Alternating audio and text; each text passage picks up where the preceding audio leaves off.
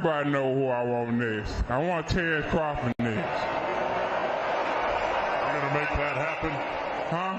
You're gonna make that happen? Oh, definitely. That's the fight that I want. That's the fight everybody else want. Like I said, I'm gonna get these straps that I'm gonna go over there and take his shit too. All right. Errol, congratulations. Terrific fight this evening. Thank you, man. Now, strap season, y'all know what time it is, baby. Terrence, I'm coming for that motherfucking belt. All right.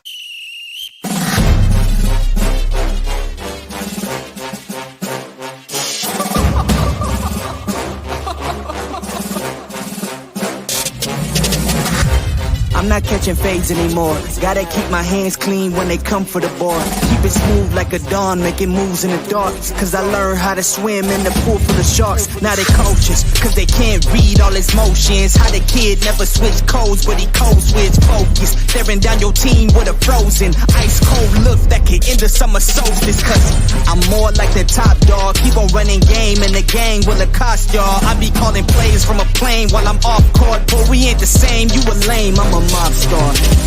Actually, I'm a top dog on a stat sheet. Off court, but I call plays for the athletes. Laughing when the cop cars try to catch me. Cause I rolled off in a taxi. Put my feet up, I'm relaxing.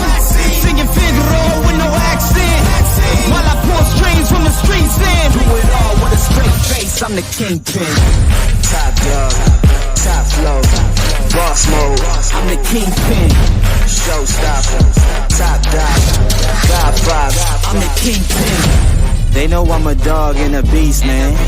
Yeah, I keep the peace with a peace, man. I ain't got no time for appeasement. Why would I respond to a pawn? I'm the... Hold up. If I let my dogs off the leash, they do my work to get out of Dodge while they eat me. Honestly, they can smell the blood and the beef. If they don't leave anything behind after eating. I can see you soft, ever thought about retreating. If you never have, then they'll give you a reason. Better watch your tone, lose your bass when you speaking. Underneath the mask is the wrath of a beast. When you learn how to smile in their face, then go cutthroat. Then they wanna call you a con when the blood cold. I remember starving while y'all had a truckload. Now I'm with the mob with the call and the gusto. I'm a top dog on a stat sheet. Off court, but I call plays for the athletes. Laughing when the cop cars try to catch me. Cause I rolled off in a taxi. Put my feet up, I'm relaxing. Singing Figaro with no accent. While I pour strings from the streets in. Do it all with a straight face, I'm the kingpin. Top dog, top flow, boss mode. I'm the kingpin. Showstopper, top dog, God five. I'm the kingpin.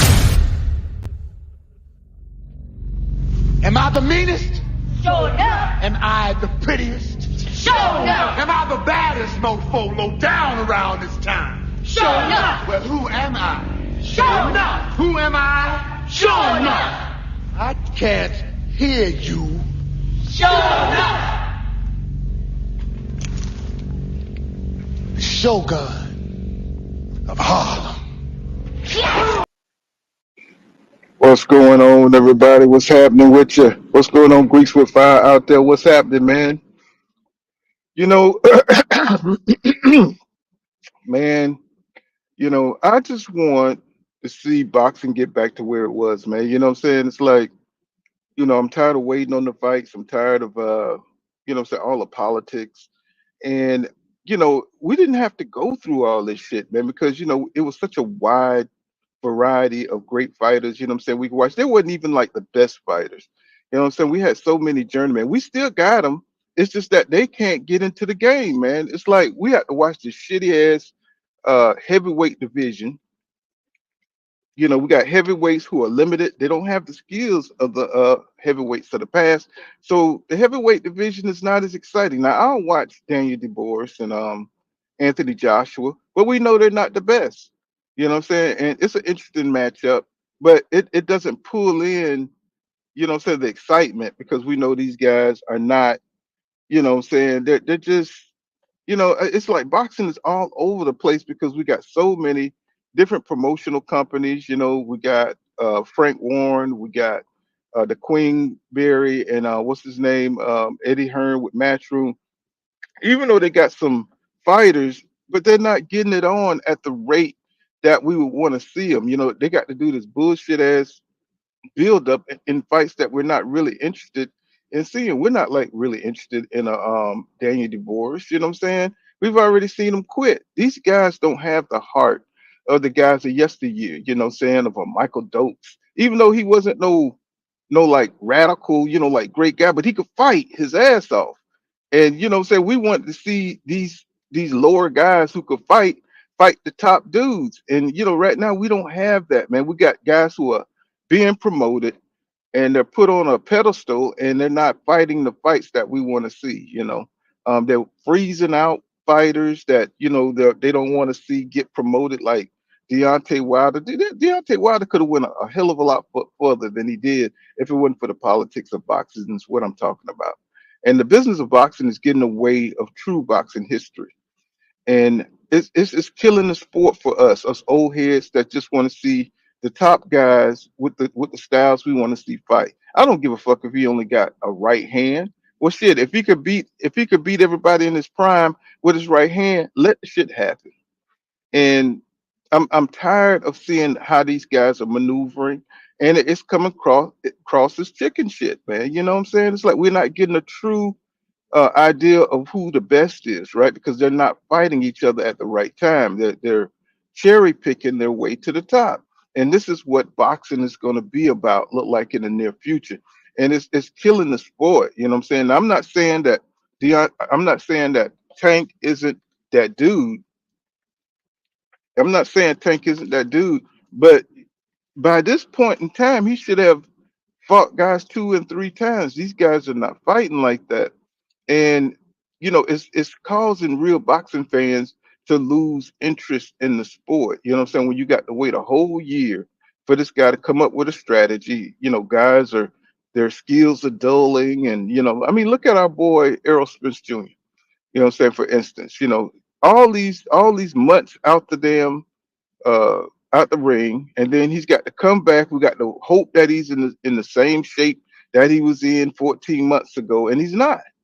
You know what I'm saying? So it's like we're not getting a true idea of what these guys can do because they're spending too much time out the ring. And I understand that, they're concerned about their health and everything like that. But that's not why we, love boxing. We love boxing because of the competition, and we love, what I'm saying, because of, chasing the belts and being the best, right?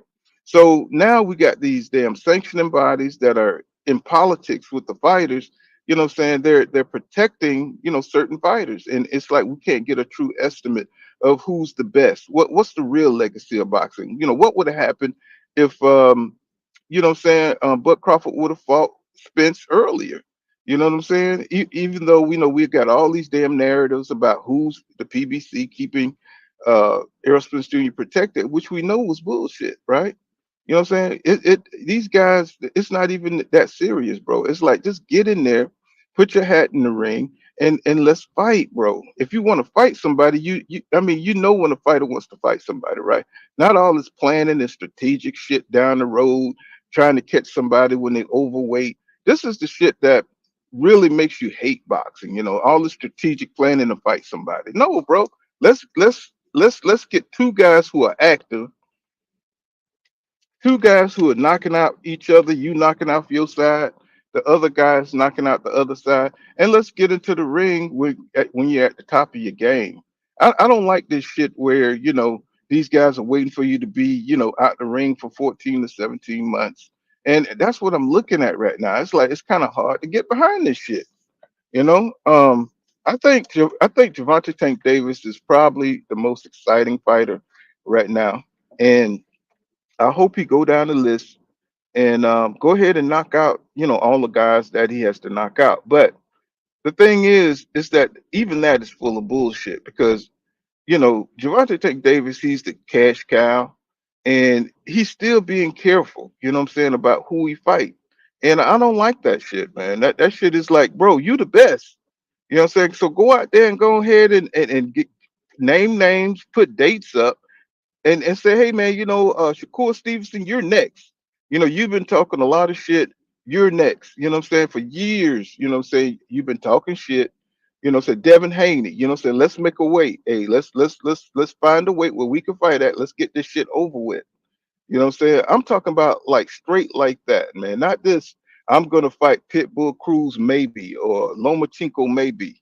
Um, I don't think Lomachenko got a chance in hell the big tank. But if we're gonna get the fight, let's get the shit going because he can get a couple. I mean, he can get a couple of fights in a year. This once a year shit. It's killing. It's killing the sport, bro. I mean, it's a lot of fights. These guys are allowing their youth to go by, and we're not getting the full maximum availability out of their careers, right? And it's just kind of like it's a waste, you know. 14 months going by, 17 months now, and now the relationships between the coaches, you know what I'm saying? It's like with Eric and Derek James, that's like the worst thing that could happen, man. You know what I'm saying? It's like now you got to worry about that shit. So if he goes out here, and I'm talking about Errol Smith Jr., if he goes out here and he gets his ass destroyed because he didn't have train with Derek James, it's like what is this shit, bro? It's like go ahead, I don't know what the situation is, you know what I'm saying? I don't really care. But usually you don't have these problems between coaches and fighters like that. Usually it's like between the promoter or some shit like that. But between the coaches and the fighters, usually it's a closer relationship. And I don't really understand the dynamic between Derek James and his fighters. But when you got the coach talking about retiring, and you got, said the fighter talking about retiring, these fighters don't seem to be into boxing the way we think they are, right? You got Javante Tank Davis talking about retiring early. It's just a mess, man. It's just a mess. Where's that drive and desire to be the best? People don't seem to give a shit about it no more. They just want the money, and it's aggravating, man. It's aggravating. It's like who are the fighters that want to be in boxing to be the best? What I'm saying? Instead of just in it for the money, right? And I know it's got to be more to it because to be able to train to this level, to become elite in the sport, you got to have some kind of desire. At some point, these fighters they get the money and it's like they desire just drain away, what I'm saying, to be at the top of the sport. And so we as boxing fans, we're fanatics. So we want to see these guys, 100% every time they're in the ring. But that's not what we're getting. We're getting guys injured. What I'm saying? We're getting guys, oh, my arm was hurt during that fight. That's why I didn't do my best. So we're getting cheated. I feel like, we have to buy the pay-per-views. I feel like, we are the ones that's, tracing these guys' career, and it don't seem like it's worth it anymore.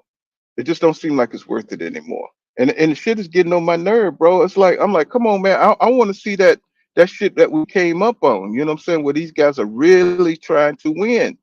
Instead of just going for the damn money.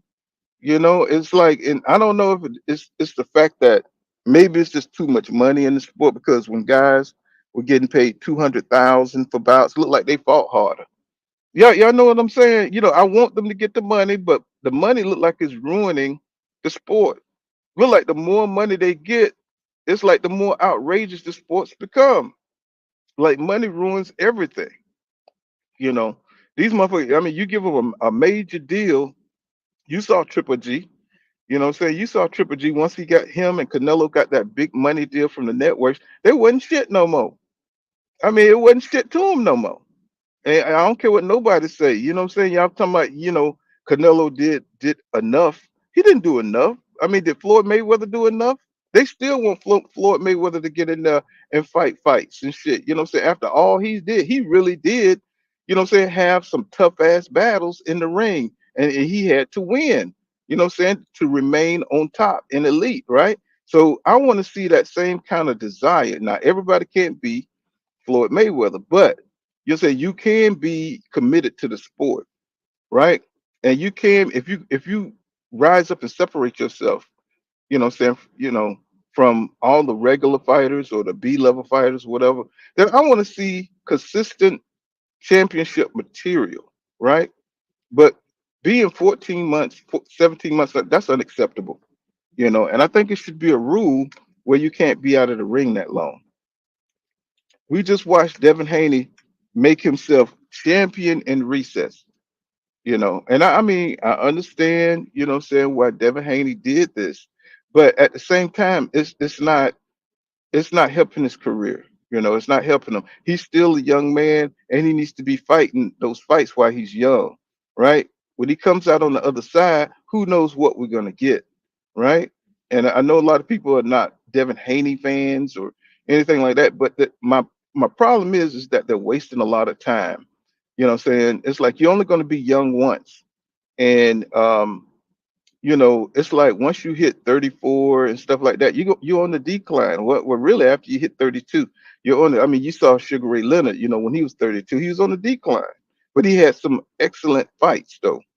Saying in his youth, and that's what we need to see. These guys are still building their damn careers when they're 24. 25. They still in protection mode and shit. When they should be fighting some of the best fights of their careers, they should be making legacy fights in their prime. And it's very rare that we getting those kind of fights. These guys are meeting up at 34, 33, 32 at the end of their damn careers.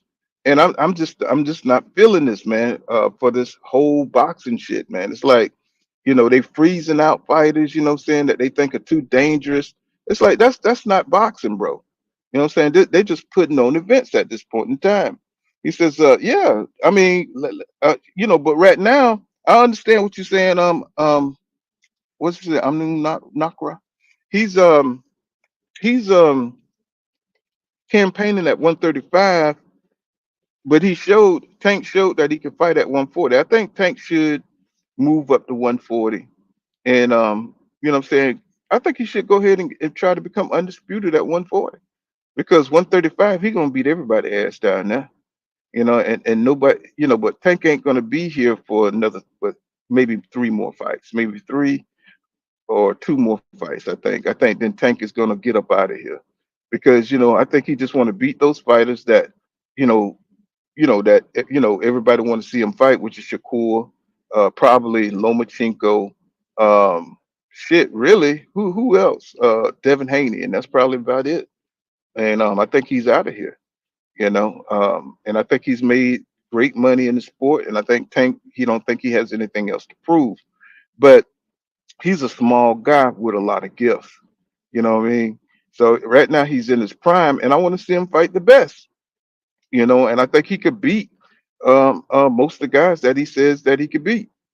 But what's the hold up? What I'm saying? What's the hold up? All this, who he may fight. No, call out somebody, man. You know what I'm saying? And focus on making that fight. I hear he's in talks with Lomachenko. Um, Lomachenko, I don't know who else he has to fight. I mean, he might as well go ahead and unify the belts. You know what I'm saying? Because there's no other way he's gonna rise to the top. I mean, I know they want him to be the face of boxing and all that shit, but you know, he need to go ahead and make that fight with Javante Tank Davis so he can move on and fight somebody else. I don't want a whole year to go by, of maybe he'll fight this guy, maybe he'll fight that guy. You know what I'm saying? I want to see him get in there and do his thing and make these fights quickly as possible because I don't think he's gonna get damaged enough where he has to sit out. And I want to see him go ahead and get these exciting fights going, right? Because right now the heavyweight division ain't it, bro. Heavyweight division, shit. We got 175. That's pretty exciting, but yet you got, saying Arthur better be, what I'm saying, he's falling off, and it's just too much, bro. Let's get David Benavidez and David Morrell Jr. going. Let's get the best fights going, man, because it's only a few fighters we really want to see that hop into the ring, but they just hold back on these damn fights. And it's like, shit, man, you know what I'm saying? Like, we're not going to be here forever, bro. You know what I'm saying? We're not going to be here forever, man. I'm just tired of it. And it's like they keep teasing us and keep giving us these bullshit ass fights. And it's like, come on, man. It's like we need to get it going. And a lot of people are being exposed, what I'm saying, like plants, like your boy Showbiz and stuff like that. But I mean, but he's just a damn YouTuber, so he don't really have an effect on the sport like that. But let's keep boxing real, the legacy of boxing. Let's when we see shit that's not right, let's call the shit out, man. You know what I'm saying? It's like, come on, man. I mean, we still talk about this Ryan Garcia shit. The man done been suspended. The man that they still going on with the drama, and even though it's a shame, I would rather Devin come back for the rematch, even though he said he would rematch, but I want him to push for the rematch. I don't want to hear him talking about I'm going to sit out for 2 years and shit. And maybe he's just talking shit, trying to get a good deal. I don't know. I don't know what the hell he's doing, but all I know is that these boxers don't have the same spirit as they used to have, right? You know what I'm saying? If somebody beats your ass, bro, you want to get that back in blood. And much as I like Devin, you know what I'm saying, he just, and I'm thinking he's an old school type spirit, but shit, this shit here, talking about staying out the sport for 2 years, that's not what boxing fans want to hear. What I'm saying, and he's losing a lot of support from what was done to him. And even though Ryan got to sit back for a year, and under his suspension, all of the lies and all of this shit, I'm saying, who cares, bro? Who really cares about his character? We already know Ryan is a scumbag and everything, but I want to see, just like I want to see Cotto get his revenge on Margarito, I want to see Devin get his revenge on Devin on Ryan Garcia. And I think it would sell better this time because now they got a story. That now he's got something to fight for, and I think it would be a big, huge fight if Devin could come out of this whatever he's got going on, what I'm saying, and fight Ryan. You know what I'm saying? I know a lot of people's like, oh, Ryan is a cheater. He don't deserve. But it's all about being a man, bro. It's all about say getting that get back for me as a boxing fan. That's what I want for Devin. Now he could do what the hell he want to do. He could do what he want to do, but I think most boxing fans, what I'm saying, as we know boxing, you go back and you get that. Fuck that they erased, he got his old back.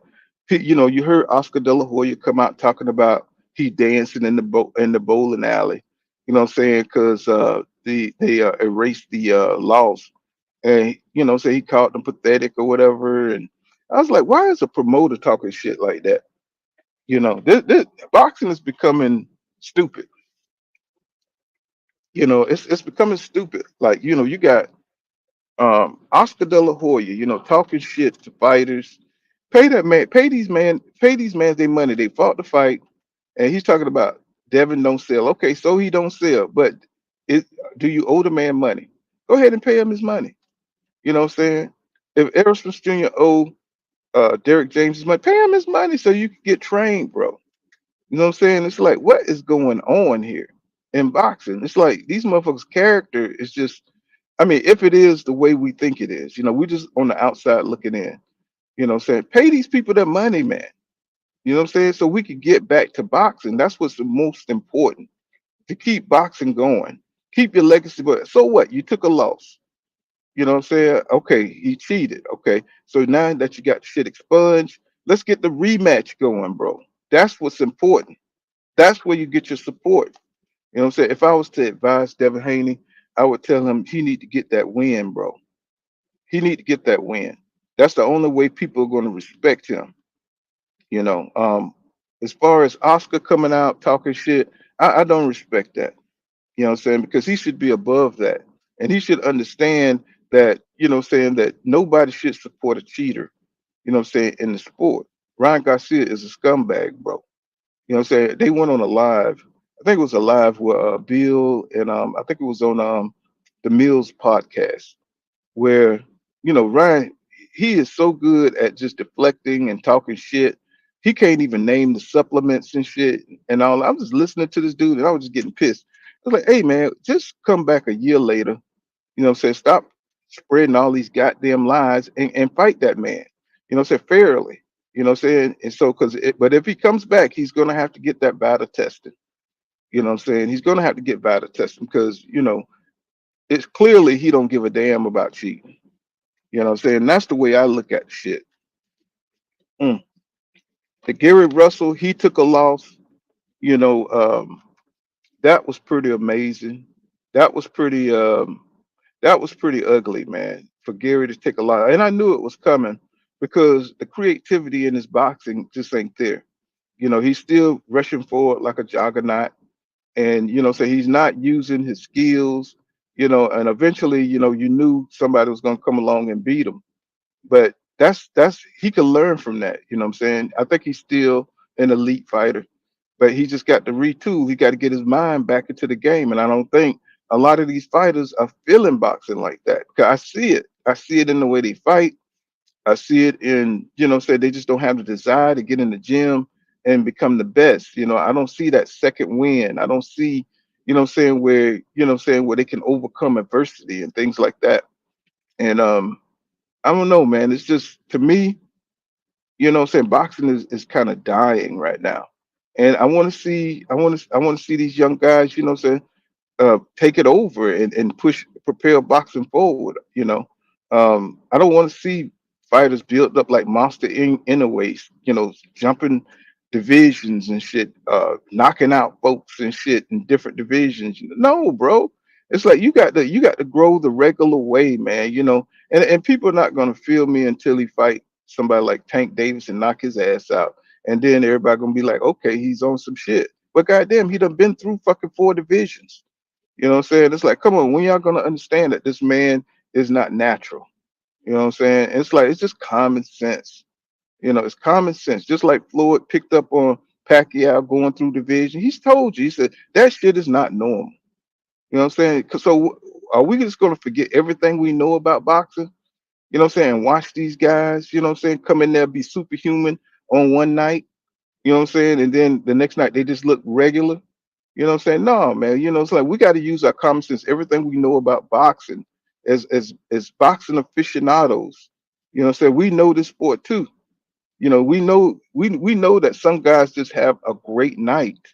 But come on now.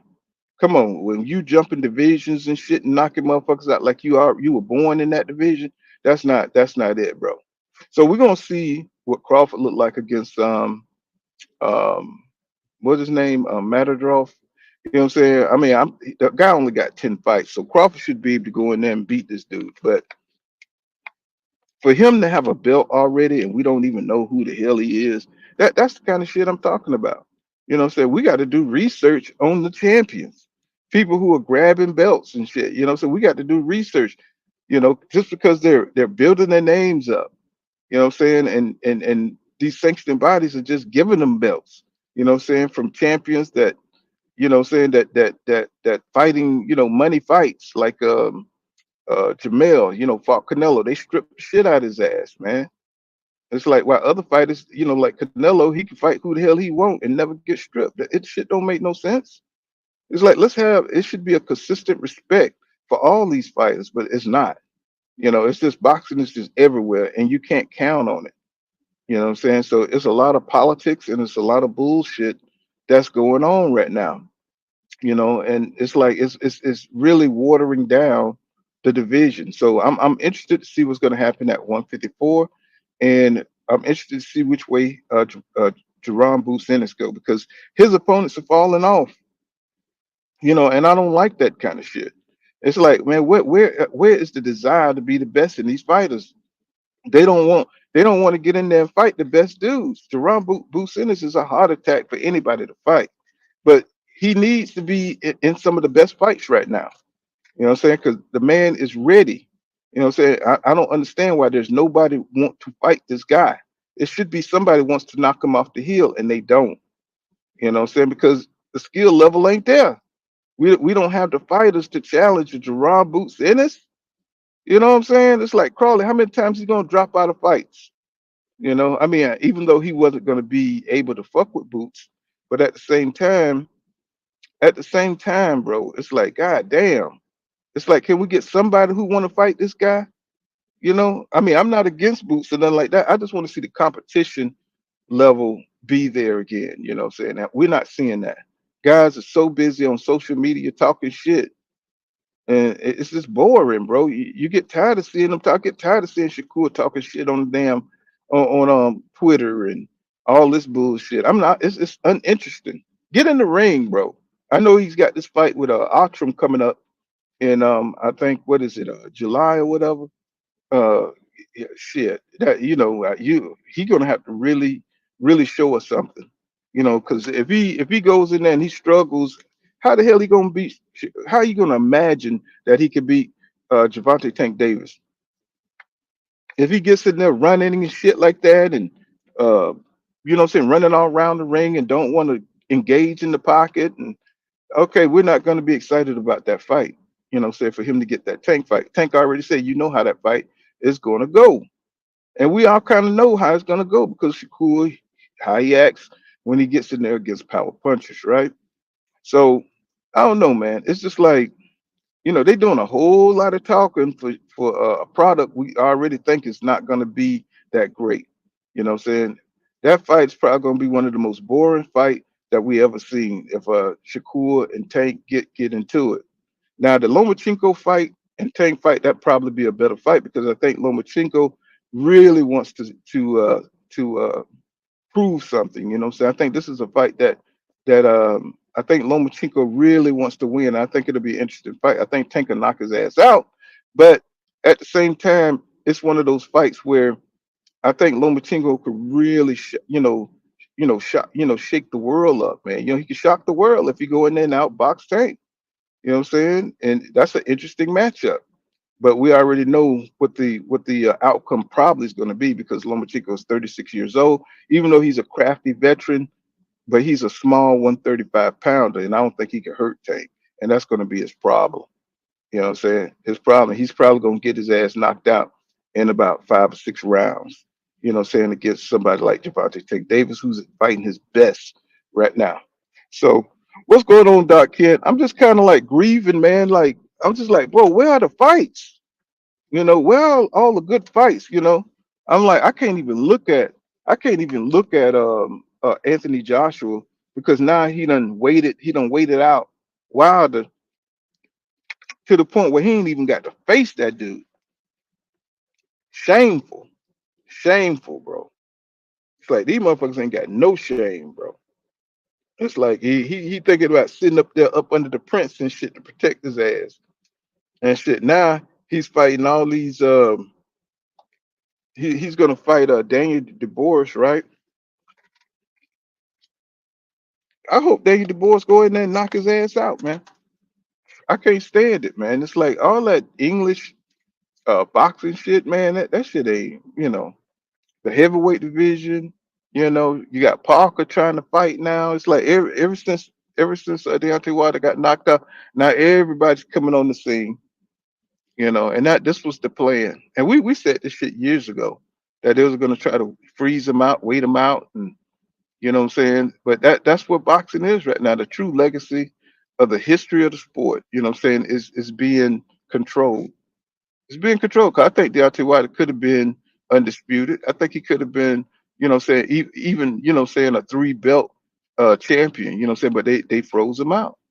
And this is changing what the legacy of boxing really should be. And I'm peeping it, man. I'm just like, I'm tired of it, bro. It's like, come on, man. It's like I'm just tired of it, bro.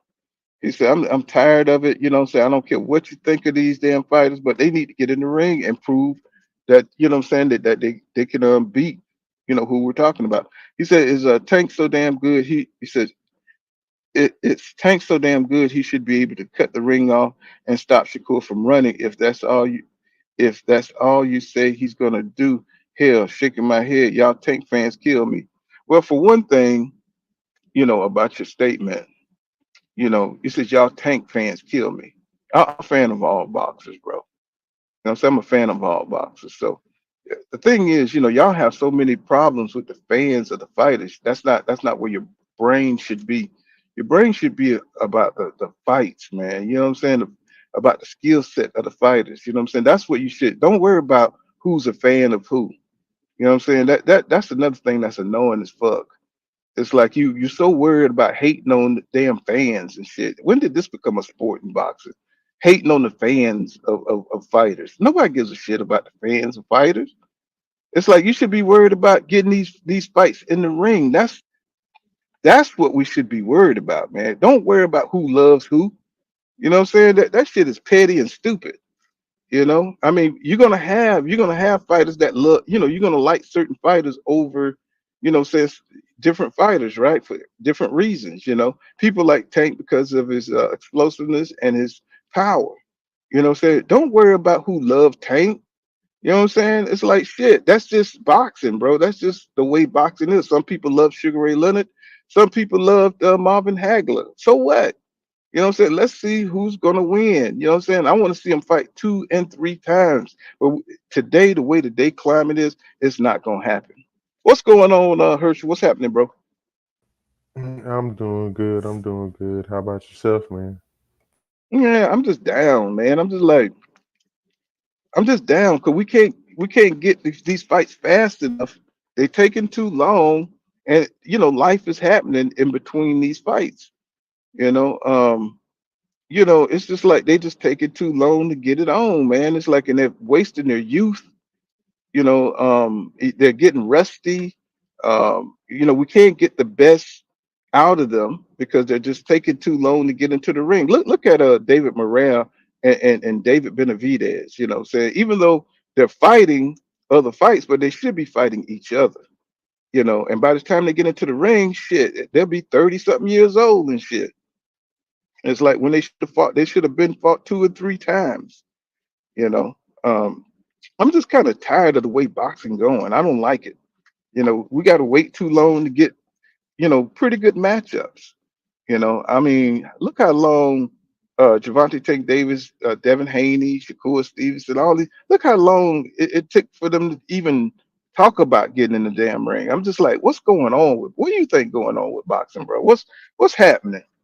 It's like I they're mean, not. no, okay, no, not to cut you off. I mean, it's three things. First thing, 2 cents boxing talks about it, so shout out to her, and you've talked about it as well. I mean, the Floyd Mayweather effect. Nobody wants to lose they O because they know once they lose they O, people start to throw. People treat them like a old blanket. They start to get, talk bad about them, throw them out in the water. Oh, this person was never that good anyway. All that. The second part of it is the promotion team. I mean, the different sides of the street. This company don't really mess with this company, but they will if it's a mega fight, but they have to agree to the terms. It's weird because they'll let you they'll give you the impression that PBC don't like Matchroom and Matchroom don't Hmm. like Golden Rank, that they don't like each other. But then when it's a certain fight, they can make it quick. So you have that situation. And the Uh-huh. last thing is, I mean, to keep it 100, the belts don't mean nothing like they used to. So Man. everybody's just kind of going, it used to be all right. If everybody's going for the belt, then we know at the end of the day, all right, I know I'm gonna have to go through a lot of people to get to that belt. Now everybody's like, well, I don't give a damn about a belt.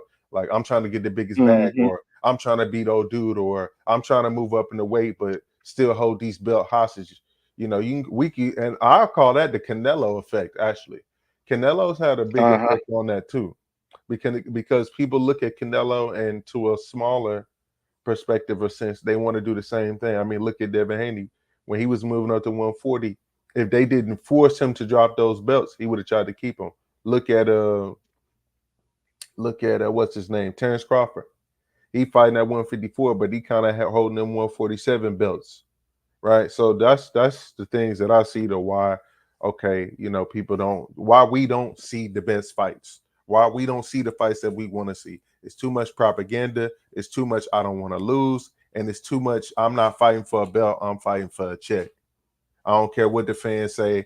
They not out here getting they not out here getting beat up, and they gonna switch up on me anyway. So that's what I see. Yeah, but what about the time it's taking for these fights to happen? Like, Mm, I'm talking, what I'm saying? Like, I mean, when they hot, what I'm saying? Like, Earl Spence Jr., what I'm saying? When he's hot, go mm. ahead and take you another fight. Why didn't he fight Keith Thurman, bro? That would have I been mean, perfect. now Earl. See, now specifically when we talk about Earl's situation was the crash. Right after the crash, it's just kind of been all over the place for him. Him fighting Ugas, he had to force that Terrence Crawford fight from what we've all heard behind the scenes. If he didn't force it, they didn't want him to take that fight. And Um, as far as Errol like not fighting Keith Thurman, well, Earl already said I'm never gonna fight Keith Thurman because he didn't give me a chance when I wanted. So I'm gonna hold that against him forever. And he seems to be But trying to stand on that, which I think is weird because I'm like, yo, it's money, and that's what everybody does when they get to a certain level. Oh no, you got to this nigga ain't fight nobody. He got to go through the gauntlet. Da da da. We ain't giving out free. Da da da. So everybody does it. I don't understand why he was so hurt about Keith doing it. Everybody was but doing that. this my thing is, as a fighter, to stay Mhm. on top, you got to fight to stay active. The Mhm. best way to stay on top is to stay active. And my True. thing is, it's like you see what Crawford was doing to him. Mhm. Crawford was stalling him, getting Mhm. ready for his ass, Mhm. right? Where is his strategic advisors? Like if I was in Aerospace Junior camp, I would have been like, hey man, you know what I'm saying? This man is stalling you, but he's getting ready for you. Somebody who thinks like that strategically. You need to stay active. I mean, I You ain't need gonna to lie, stay Pool. He should have thought that anyway. Like, look, if I'm right. an elite competitor, then I know that if I'm not training or if I'm chilling, I know, especially the way Terrence Crawford and Bo Mack was acting.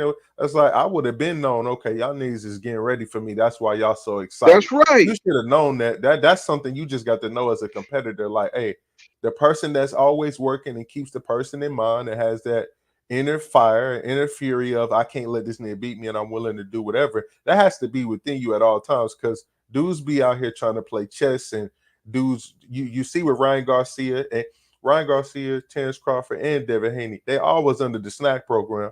So I'm not insinuating nothing. I'm just saying, hey, Mhm. and on top of that, I know that y'all have some questionable stuff y'all may be taking as well. So that in my mind, all right, yeah, I gotta be on it. I gotta be on it. I And, need to take some and time off work. I I gotta be just on it. don't understand why Derek James, he seemed like he's an old school type fighter, what I'm saying, but he don't seem like he thinks strategically. He don't think about the dirty side. You know what I'm saying? It's like I it's mean, almost like I don't he know don't about think you, about he Pool, but Derek looked like he 1 foot in, 1 foot out these days. yeah, He looked yeah. like that for the And last year and a half. So that's just me. I yeah, could be wrong. read about when this Crawford fight came along, Mm. he started getting Anthony Joshua, started getting Ryan Garcia coming to his camp. And And Anthony I don't Joshua know, left him. He left him after one right, fight too, right? So he did him dirty. right. So, but I'm just saying it took Mm, his mind, like to me, Derek always had one or two fighters. He had Ghost, he had, those few guys that was in his gym, and mm. he lost focus. Right, like, what I'm saying, you don't like what's Canelo coach name? What's his name? Ronaldo. Renato's, right? He makes sure that he keeps his focus on Canelo. No matter how many fighters he get, even Ryan Garcia said that he couldn't get session in with Reynoso because he was concentrating on Canelo. And I'm thinking, how the hell did he lose focus off Earl Spence Jr.? The You know what I'm money. saying? It's like, Money. That's what and it's I'm just smell. like, bro. I mean, I'm not blaming because I do think Earl Spence Jr., he has to take control of his career and his mindset, right? But you can't allow a fighter to get lazy. You can't allow them to Mm, look at other things, say get unfocused. And I don't okay. think they have that kind of relationship. I don't think you Mm, just show up to the gym when you show up to the gym and I train you on what I usually train you on. And it's that kind of shit. Look like they got that kind of relationship. It ain't deeper than that. He can't seem to motivate Earl.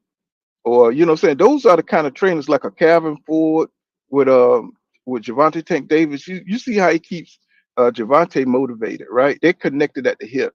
You know what I'm saying? They connected at the soul level. And I don't think Errol Spence Jr. has that with Derrick James. It's more of a business relationship than anything. Them guys, I don't think they even talk. I mean, did they even talk after the defeat to Errol Spence? I mean, to Crawford? Did they even talk? You know what I'm saying? It's like I don't know. Boxing is in a weird ass place right now, and these relationships that we speak of, they don't seem to be as deep. Seem like it's only money based. You know what I'm saying? Seem like it's only money based and nothing else. Because Derek said he don't even advise him on the fights and stuff like that. He said that's not his department. So I'm just like, why doesn't he have a bigger voice in this man's career? It's like he only trains him on what he trains him on, and that's it.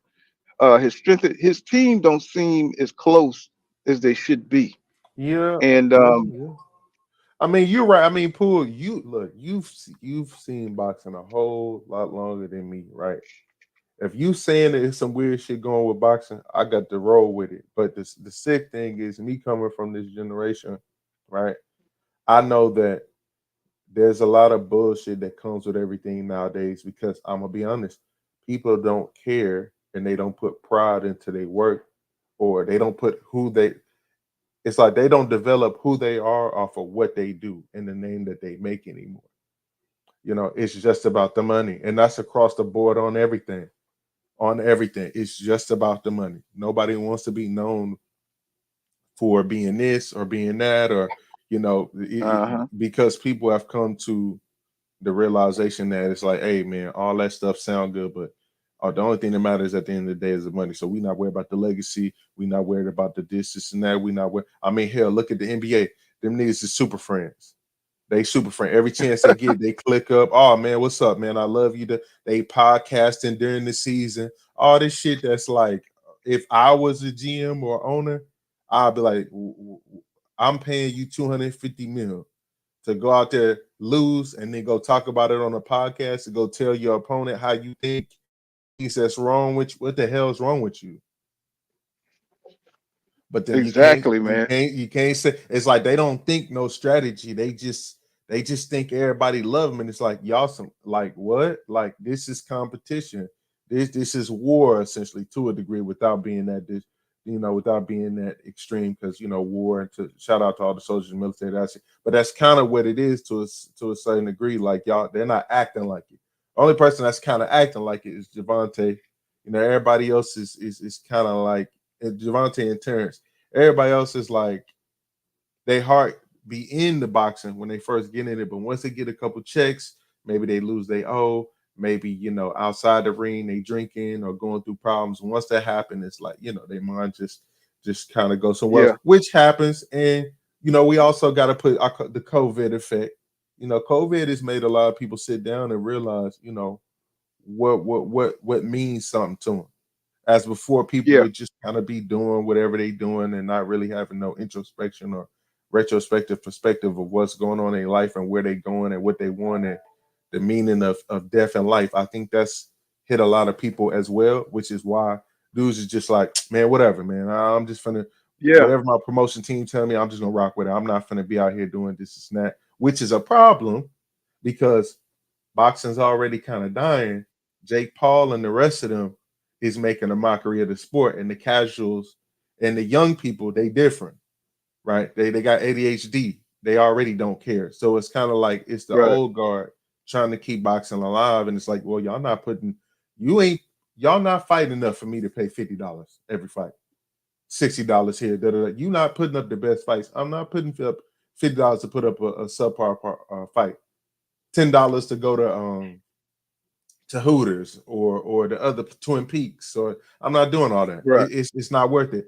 I went to Twin Peaks for that Terrence Crawford Earl Spence fight, and after watching him get beat down and bloody and whatever, while I'm over there with my homies and the little waitress, she wasn't even all that hot either. I'm just like, man, what the hell did I do this for? I could have been at home. I could have bootlegged this and watched it at home. Yeah, and it's like we know once a fighter has been out for 17 months, we know what we're gonna get.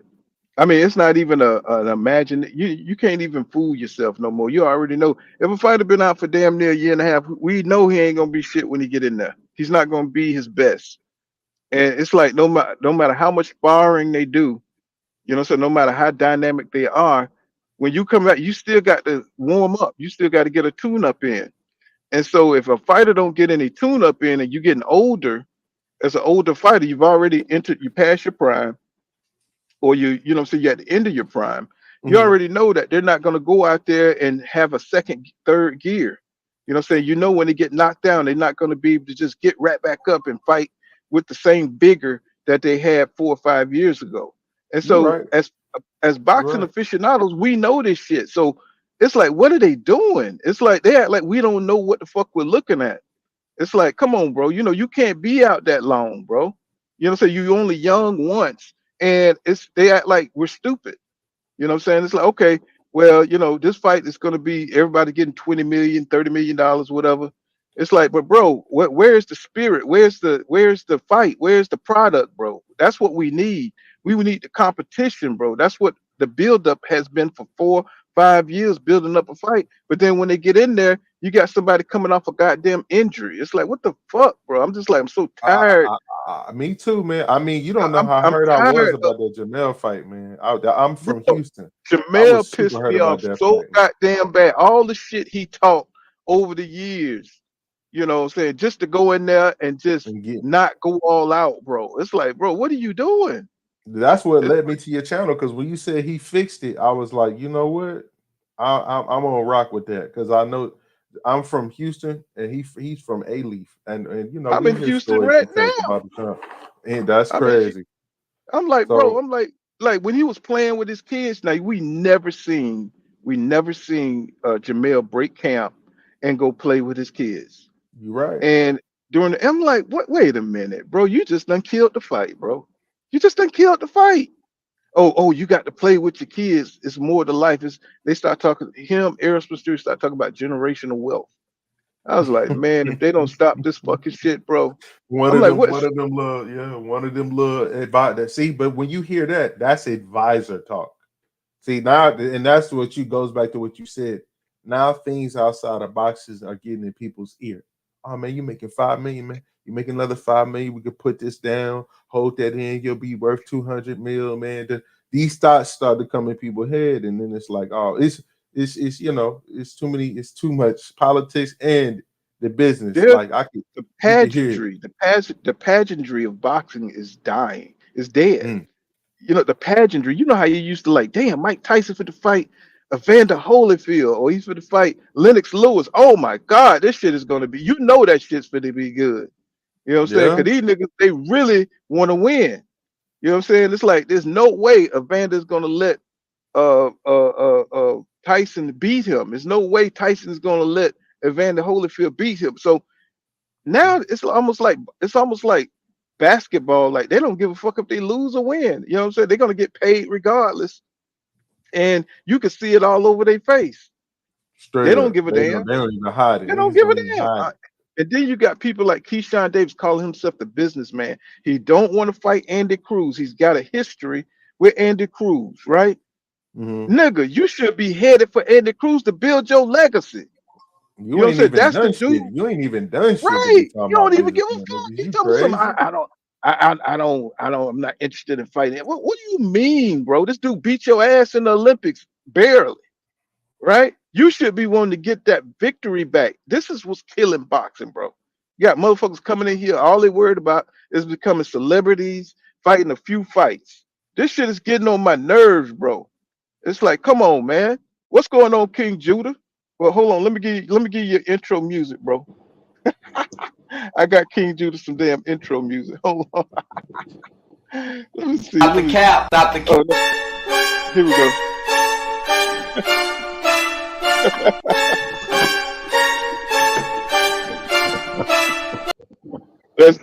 That's your intro music, bro. Man, I got look, man. I got intro music on my boy channel, man. Hey, I come in peace today, though. I come in peace, bro. So, um, I've been listening to you for a little while. I'm gonna be honest with you, bro. I just feel like what's happening is, because I'm gonna just give you some examples of what I'm noticing, bro. Like how you were saying, like, these people. Well, the other brother was talking about how people would rather pay for fights, right? And I'm with him on that, because mind you, bro, just probably less than a month ago, maybe, or 2 months ago, that would have been blasphemy, right? For somebody to publicly say, man, you know what? I'd rather steal this fight than buy it, right? But I think that as a whole, boxing fans is coming to that conclusion, right? For Mm, a lot of different reasons. I'm gonna tell you one of the main reasons, I think, because I'm not saying that's you, me, or people that frequent this channel a lot, right? But what I do mm, notice is that most of the people that's watching boxing right now are casual, and most of them are extremely young, like young people. And I'm gonna tell Yeah. you when I came to that conclusion because I'm always on the internet. I'm on YouTube all day. As a truck driver, that's the type of shit I do. I'm on YouTube a lot, keeping myself entertained. And they got polls. I be seeing certain polls that I do. And a couple polls I keep seeing is like, how old are you? Basically asking whoever looking at this poll to put their age group. And they'll have stuff like between 30 and 40, different age groups. But I noticed that the vast majority, like when I did it, I fall in between 30 and 40. And Hmm. we only represented like 15% of everybody that was doing that poll. And they got thousands of people doing this poll, right? So I was looking at the major number, which was like 70% of the people on this poll, they fell into age 13 to 20. So when I looked at it, and one thing I learned about numbers is numbers are consistent throughout different platforms. What I mean by it is if I'm on YouTube, right, which is a social media platform, and they asking how old are the people watching it, those numbers are probably consistent across all platforms and all entertainment. What they're showing Right. is people older in 35 to 40, they not on the internet as much as people 13 to 20. So I would Right. imagine that's also holds true for people who are actually watching entertainment. Think about it.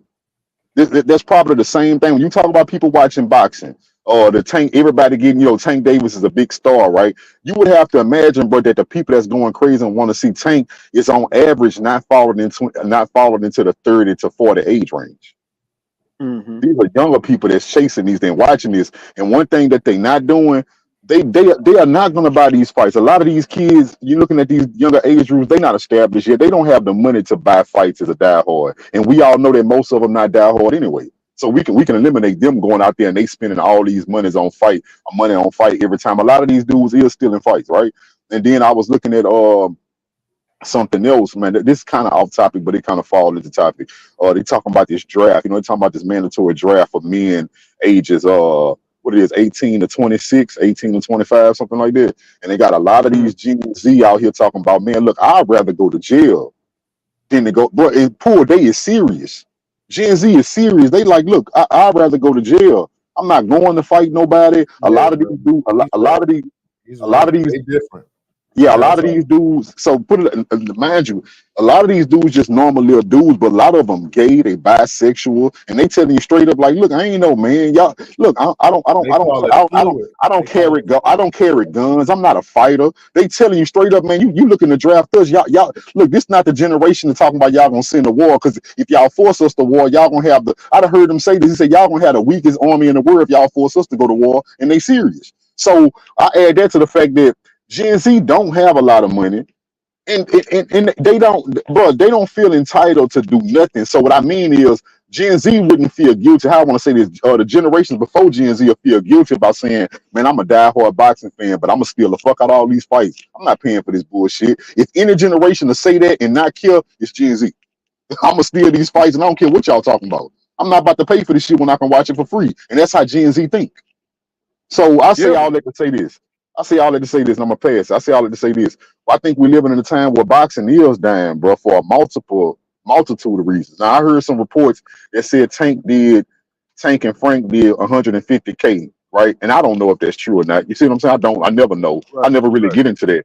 But I'm just saying, in the case that is true, I wouldn't blame Tank. A lot of people would think I'd take the time and say, "Oh, Tank not a superstar." No, I just think boxing is dying for a lot of different reasons. Yeah. I mean, it's dying because these fighters ain't fighting. We're not getting it. We're not getting the best fights, bro. They're taking too long to get into the ring, bro, and we can see it. You know, by the time they talk about, I think he's talking about fighting Cruz again. I think Javante Tank Davis probably going to fight Pitbull Cruz again. Now, the only good thing about that is that Pitbull has a belt up at 140, and it puts Tank up at 140 again. You know what I'm saying? Because if he can get into that 140 division, okay, then we got a lot of possibilities where he can fight Devin Haney. You know what I'm saying? Maybe he could pull Devin Haney out of his little retirement or whatever he's doing, because he just went champion in recess. Maybe we can get that fight if Tank comes up and fight Pitbull Cruz at 140, right? And then we could go ahead. He could go ahead and knock out Shakur Stevenson. You know, so I just want to see these fights get on a path to where we can see them happening, because boxing is dying. So we don't. I mean, who cares about? I mean, I know they love the casual fans. It's the hardcore fans that's going to pay for the fights. You know, so we are the ones that's watching everything. We're following the stories. You know, so we researching guys, and it's too many journeymen that's not known. You know, so they don't have like the Tuesday night fights, the Wednesday night fights, so we can know who these journeymen are. Since these guys who are up for belts when the champion go on the resets, who's going to get the belt next? Never heard of this dude. You know, say dude with 15 consonants in his name and shit. You know, say it just pops up out of Yukistan or somewhere, and it's like, bro, who the fuck is that? You know what I'm saying? It's like we haven't seen him fight one fight, no on nobody's undercard. You know what I'm saying? All of a sudden he got a belt. This Madendroff guy that Terrence Crawford's gonna fight. Nobody's interested in that shit because nobody knows who he is. Even though they saying he's Triple G 2.0, he ain't shit to us because he only got 10 fights. How the hell are you gonna be a champion with 10 fights, bro? You can't take that shit seriously. So it's like, bro, what are we doing, bro? Why they're not making, if he's got belts at 147, why they're not making Terrence Crawford fight Jerron Boo Sanders? He need his name to come up. And this is kind of shit I'm talking about. It's like, you know, I understand that Crawford can fight who the hell he want to fight, but damn, if he's still going to compete, don't be going for these no name niggas. You know what I'm saying? You can fight another fight with Errol Spence Jr., bro. Why are you done with Errol Spence Jr.? It's like this is boxing legacy, bro. You know what I'm saying? Now you could fight Errol Spence Jr. And that would be a bigger fight at 154 because now, you know, you can show that that's not really a fluke. You know what I'm saying? Because the man was, you know what I'm saying? Because most people think that Errol was done with 147. Let's see him fight at 154. What's the problem with that? You know, no, oh, we don't want to see that fight. We already seen that Bud was too scared. Bro, that shit don't mean nothing. It's a number of factors that could come in for a fighter to lose on that certain night, right? You know what I'm saying? So we want to see, we fighters in the past used to fight 3 and 4 times. You know what I'm saying? Like Jake LaMotta and Sugar Ray Robinson and shit like that. It didn't matter if motherfucker got beat 2 or 3 times. I think he beat LaMotta like goddamn what? Well, I think they fought like 4 or 5 times. You see what I'm saying? So it's like anybody could, if you're good and you're the best, you could beat a fighter on any given night. But you got to fight them. You got to fight them again, especially if it's the best fight in that division. And I think that's the best fight in that division. Errol Spence Jr. and Crawford at 154. Why not let it happen? You know what I'm saying? And I understand that Crawford don't want to fight anymore. They're done with it. But I think that tells me a lot about Crawford if he don't want that fight again. You know what I'm saying? I mean, they be telling you without telling you. You know what I'm saying? It's like, why you don't want to fight that man? That's the best in the damn division. And then they take one of the belts away from Fedora. You know what I'm saying? It's like, bro, why Errol Spence Jr. can't fight Fedora? He might lose that fight. He may win that fight, but if he wins, he'll be a unified champion, bro, already. And they don't want that shit because the politics of this shit is disgusting. They took one of the belts from Fedora. They took the WBO, I believe, from Fedora, or was it the WBC? I can't remember which one of them they took. I think it was the WBO. They took from Fedora because he's talking about fighting Errol Spence Jr. And I think that shit sucks. I think they should. Let the shit alone. Allow this man to become a unified champion and fight Terrence Crawford again because that's the shit I want to see. I want to see that fight again. I know a lot of people don't want to see that fight again, but these other guys in the division are not known. Tim Zoo just got his ass beat by Fedora. Why can't Earl Spence Jr. go in there and fight Fedora? That's a great fight. You know what I'm saying? Let's have this shit going the way it should be going instead of, you know, trying to appease certain fighters because they don't want to fight. You know what I'm saying? I think they did that shit because of Crawford. He don't want the Errol Spence Jr. fight, and they don't want to piss him off because right now he's making money over there with the Ashik, what's his name, Ashik Turk guy. You know what I'm saying? They don't want to fuck up that money over there, and so that's why they allowing Crawford to do this at 154. He don't have to fight Boots. He don't. He gets to fight some inexperienced motherfucker. This Madronov guy. We know he's gonna go in there and destroy that guy. You know, so no matter how they try to build him up, he's gonna go in there. He's gonna get Falumaloom by Terrence Crawford. And once again, these are easy accolades for him to build up under his name. It's like, no, bro, we want to see you fight the best motherfuckers, bro. You know what I'm saying? Even if he goes in there and destroys Spence again, at least he knocked out the legacy part of it. You know what I'm saying? He knocked out a legacy fight. You know what I'm saying? And he proved that the shit wasn't a fluke the first time because Errol Spence Jr. went in there. If he goes in there and he beats Fundora, depending on how he look, you know what I'm saying? If he could beat Fedora, because right now he's got training problems with Derek James. He's you know what I'm saying it's a mess, bro. Boxing is a mess right now. And I'm just looking at it like from the outside looking in, I'm just like, bro, this is bad, bro. This is bad. This is Well, ain't bad. that the thing you be calling? I mean, ain't that the thing you be calling out pool about with Terrence Crawford is that he's very smart in terms of in between fights he'll take a tune up, but he ain't going to war. So he basically set up there was tuning up until he got to Errol Spence. Meanwhile, Errol Spence, car crash, he over here fighting all the warriors, going through a hard life. Ain't that the thing we call him out about anyway? Right. You know what I'm saying? And I know he's not going to change, but for me, sometimes I be hoping karma come into the mix, right?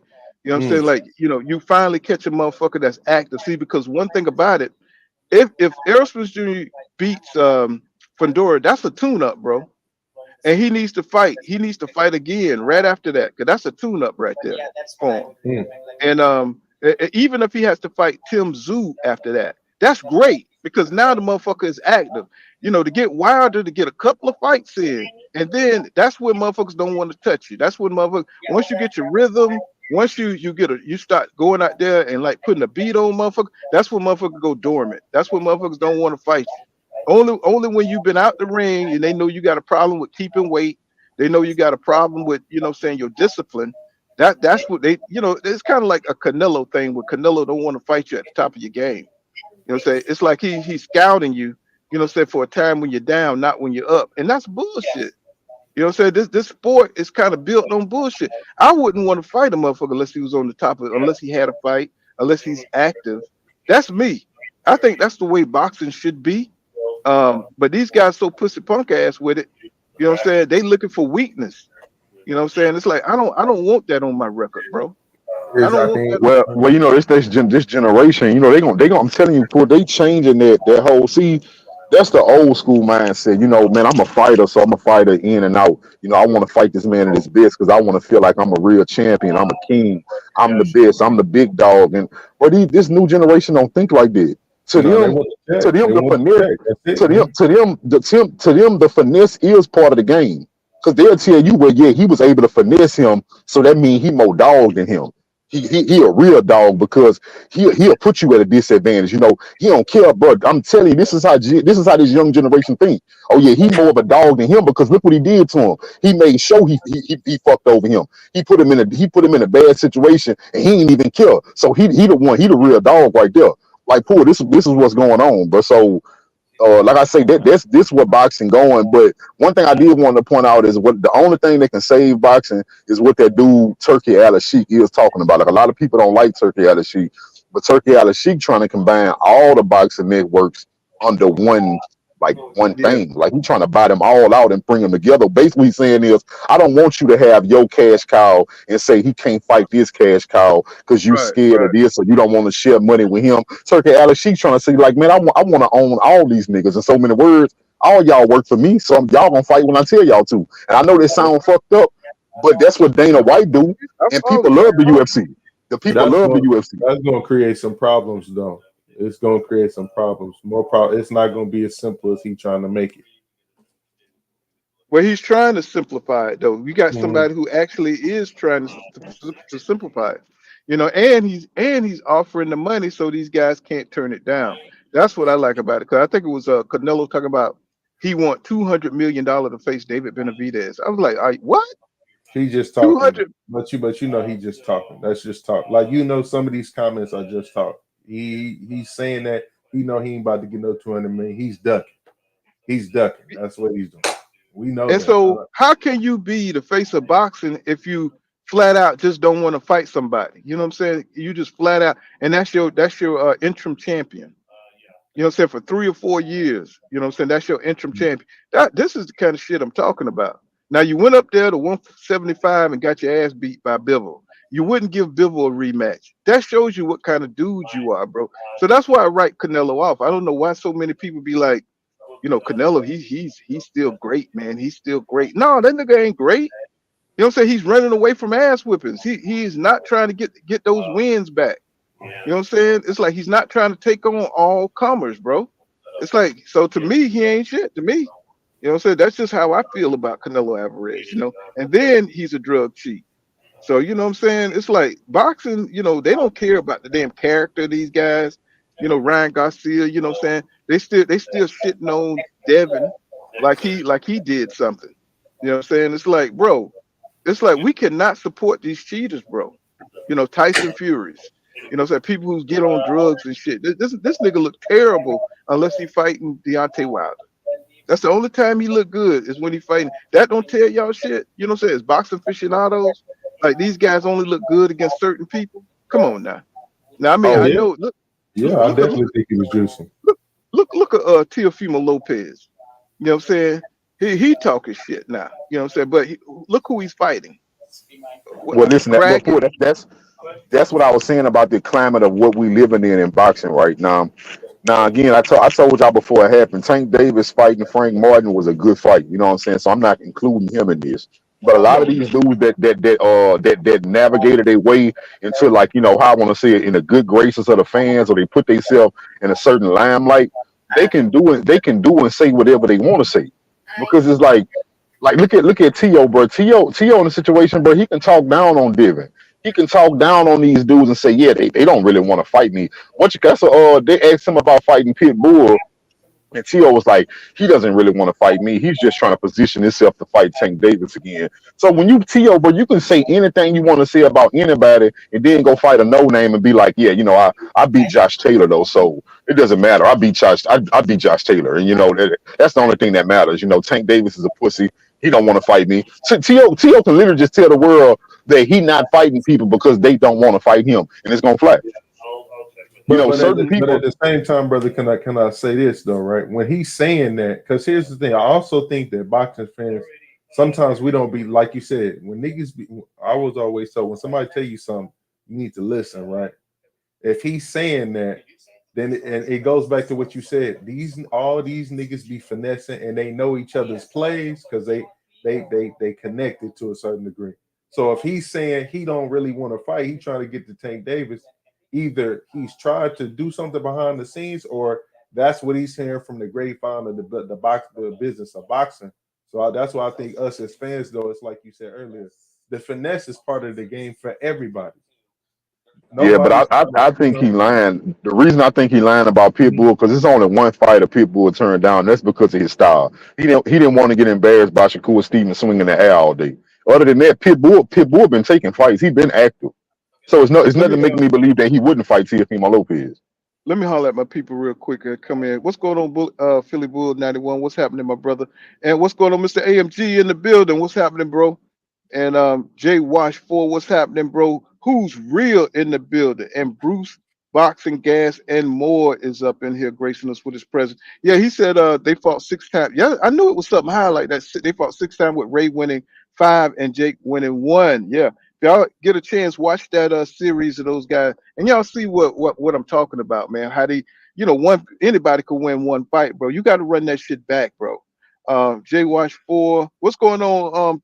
PGH Big Dog in the building. You know what I'm saying? What's going on, Justin Williams? What's happening, bro? You know what I'm saying? So we got some Eddie. What's going on, bro? Up in the building. So I just want to haul out you guys. I see you. Once we get to talking and shit, it goes everywhere. So yeah, man. So I'm just like, it's kind of like killing the spirit, man. It's like, because like you're getting ready for the fights, then all of a sudden somebody drops out, and it's like just like with Bivol, you know what I'm saying, with Arthur Beterbiev, you know what I'm saying, he had to fight this guy. And it's like, bro, it's like, God damn, can we get a replacement that's really going to move the needle? Maybe you should have fought David Benavidez that fight. That would have been electrifying instead of fighting some dude we never heard of. And these guys that we never heard of, we don't get to see them in the ring, and the buildup don't be there. You know what I'm saying? We don't know who these guys are. You know what I'm saying? These replacements and all this kind of shit. Like, man, we're not getting enough boxing so we can like really know who's who and what's going on. And we got a lot of foreign fighters that they're throwing into the mix. And I have nothing wrong. I have nothing against foreign fighters, but I just want to be able to see them, see what they can do in the ring instead of having to go research them You know what I'm saying? Every last one of them. 'Cause I don't have time like that. You know what I'm saying? I mean, I know a lot of these other guys that got time, you know what I'm saying, to go and look at their fights and stuff. But, it used to be Tuesday night fights, Wednesday night fights, and you could see these guys. You could see number six, the top 10 fighting and know what their abilities are in the ring. Now these guys are just coming out of left field and shit. You know what I'm saying? It's like, and they put them up there at 1, 2, and 3 ranking. He's like, what? Where the hell are these guys coming from? I have not seen them fight a Morio's Boreals. I have not seen them fight, any of the guys that's number 3 or number 4 list at different weight classes. It's like, man, I'm lost. You know what I'm saying? Like, so now I got to fall back and go research these guys and see what, saying, are they really the truth like that? And then when you see them, they look average as fuck. There's nothing special about them. So why are they getting the belt?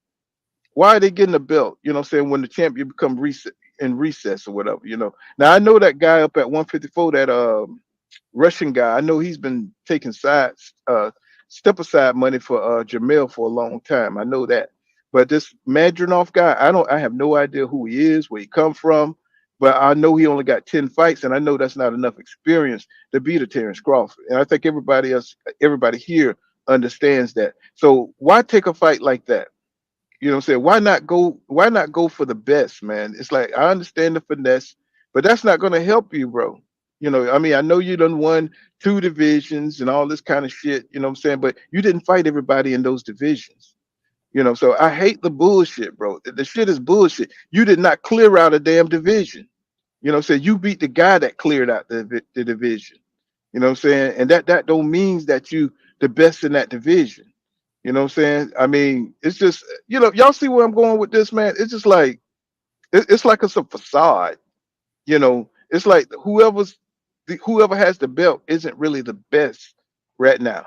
This is like, because I don't know if Mandronov, he didn't clear out no 154. He didn't clear out nobody under the WBA. He didn't clear out that division. You know what I'm saying? It's like nobody knows who he. The motherfucker only got 10 fights. So how the hell he gonna clear out the division? So what the hell is he doing with the WBA belt? It's like that kind of shit, like, gets on my nerves, bro. It's like, so now Crawford could come in and get an easy belt, while Errol Spence Jr., once again, he's got to fight the dude that's really the shit. He's got to fight the guy, Fundora, who can really fight. You know what I'm saying? He's got to fight the real killer. You know what I'm saying? Now I know that Fundora turned down the fight with Bud Crawford. You know what I'm saying? I know he turned down that fight, but why should he lose his belt? I mean, because he turned down the damn fight. Why should he lose his belt? You know what I'm saying? He should be able to fight who the hell he want to fight, as long as they're a top opponent. You see what I'm saying? It's like, now I understand if you want to fight like somebody number 12, number 14 or 15 or something in the division. Yeah, take his belt. You know what I'm saying? But as long as you fighting somebody in the top 10, you shouldn't have your belt taken like that. You know what I'm saying? That's just my opinion. He says Pitbull hasn't fought nobody. I think he's supposed to be fighting he's going to be fighting somebody next. He's either going to fight Tank, or he's going to fight one of them guys at the top. I'm pretty sure Matisse just got beat. You know what I'm saying? Who's the other champion at 140? Guys, I think Gary Russell just got beat. So this shit is kind of clearing out at 140. But they can still make some good fights, though. It's starting to clear out a little bit. That guy, Palco, what's his name? Apollo. That guy can fight, man. So Puelo. Apollo, he can fight, man. I could see Cruz fighting Apollo. That would be a damn good fight, bro. Him or Apollo, or shit, even Gary Russell. Even though he lost, shit, he's still a good opponent to fight at 140. So I want to see some of those guys mix it up there. Devin, let me ask you that, King Judah. How do you feel about Devin taking a 2-year break? Or do you think the shit's real, or do you think he's just? I think he said he bumped it down to 1 year, but I still think that's too long. You know what I'm saying? Like Devin, first of all, a lot of these dudes do go a year without fighting, but Devin never went a year without fighting before.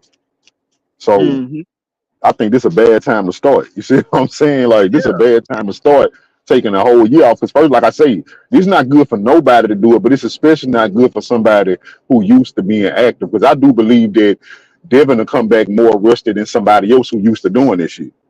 You see what I'm saying? Right. It's you'll come back even more rusted. Yeah, you'll come back even more rusted because you're not used to being out of the ring that long at all.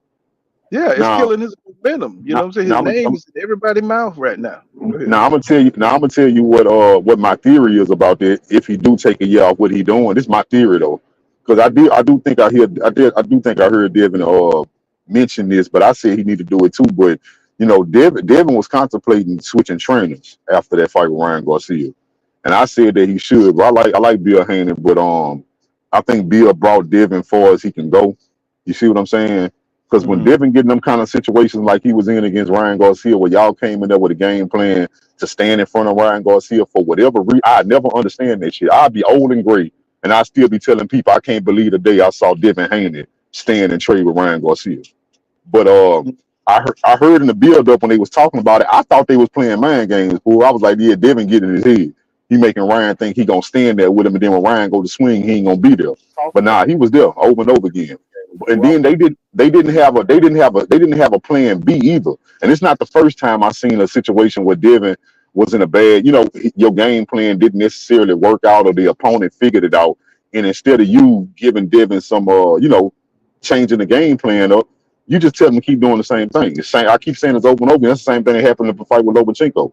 When Lomachenko started timing Devin, going toward his left hand, because that was their plan to go toward Lomachenko's left hand and make him miss, right? And then that's when Devin was supposed to get off. But Lomachenko started doubling up on it. So Devin was like, "Look, I can't keep doing that." His Bill was like, "No, keep going under his brick, and then you throw your brick." He was like, "Nah, I can't." He doubling. He done figured it out. He done figured me out. He doubling up on it. And Bill looked at Devin and said, "Nah, keep doing it. Just keep doing it." And I'm like, Yeah. "What you mean keep doing it?" That's the same.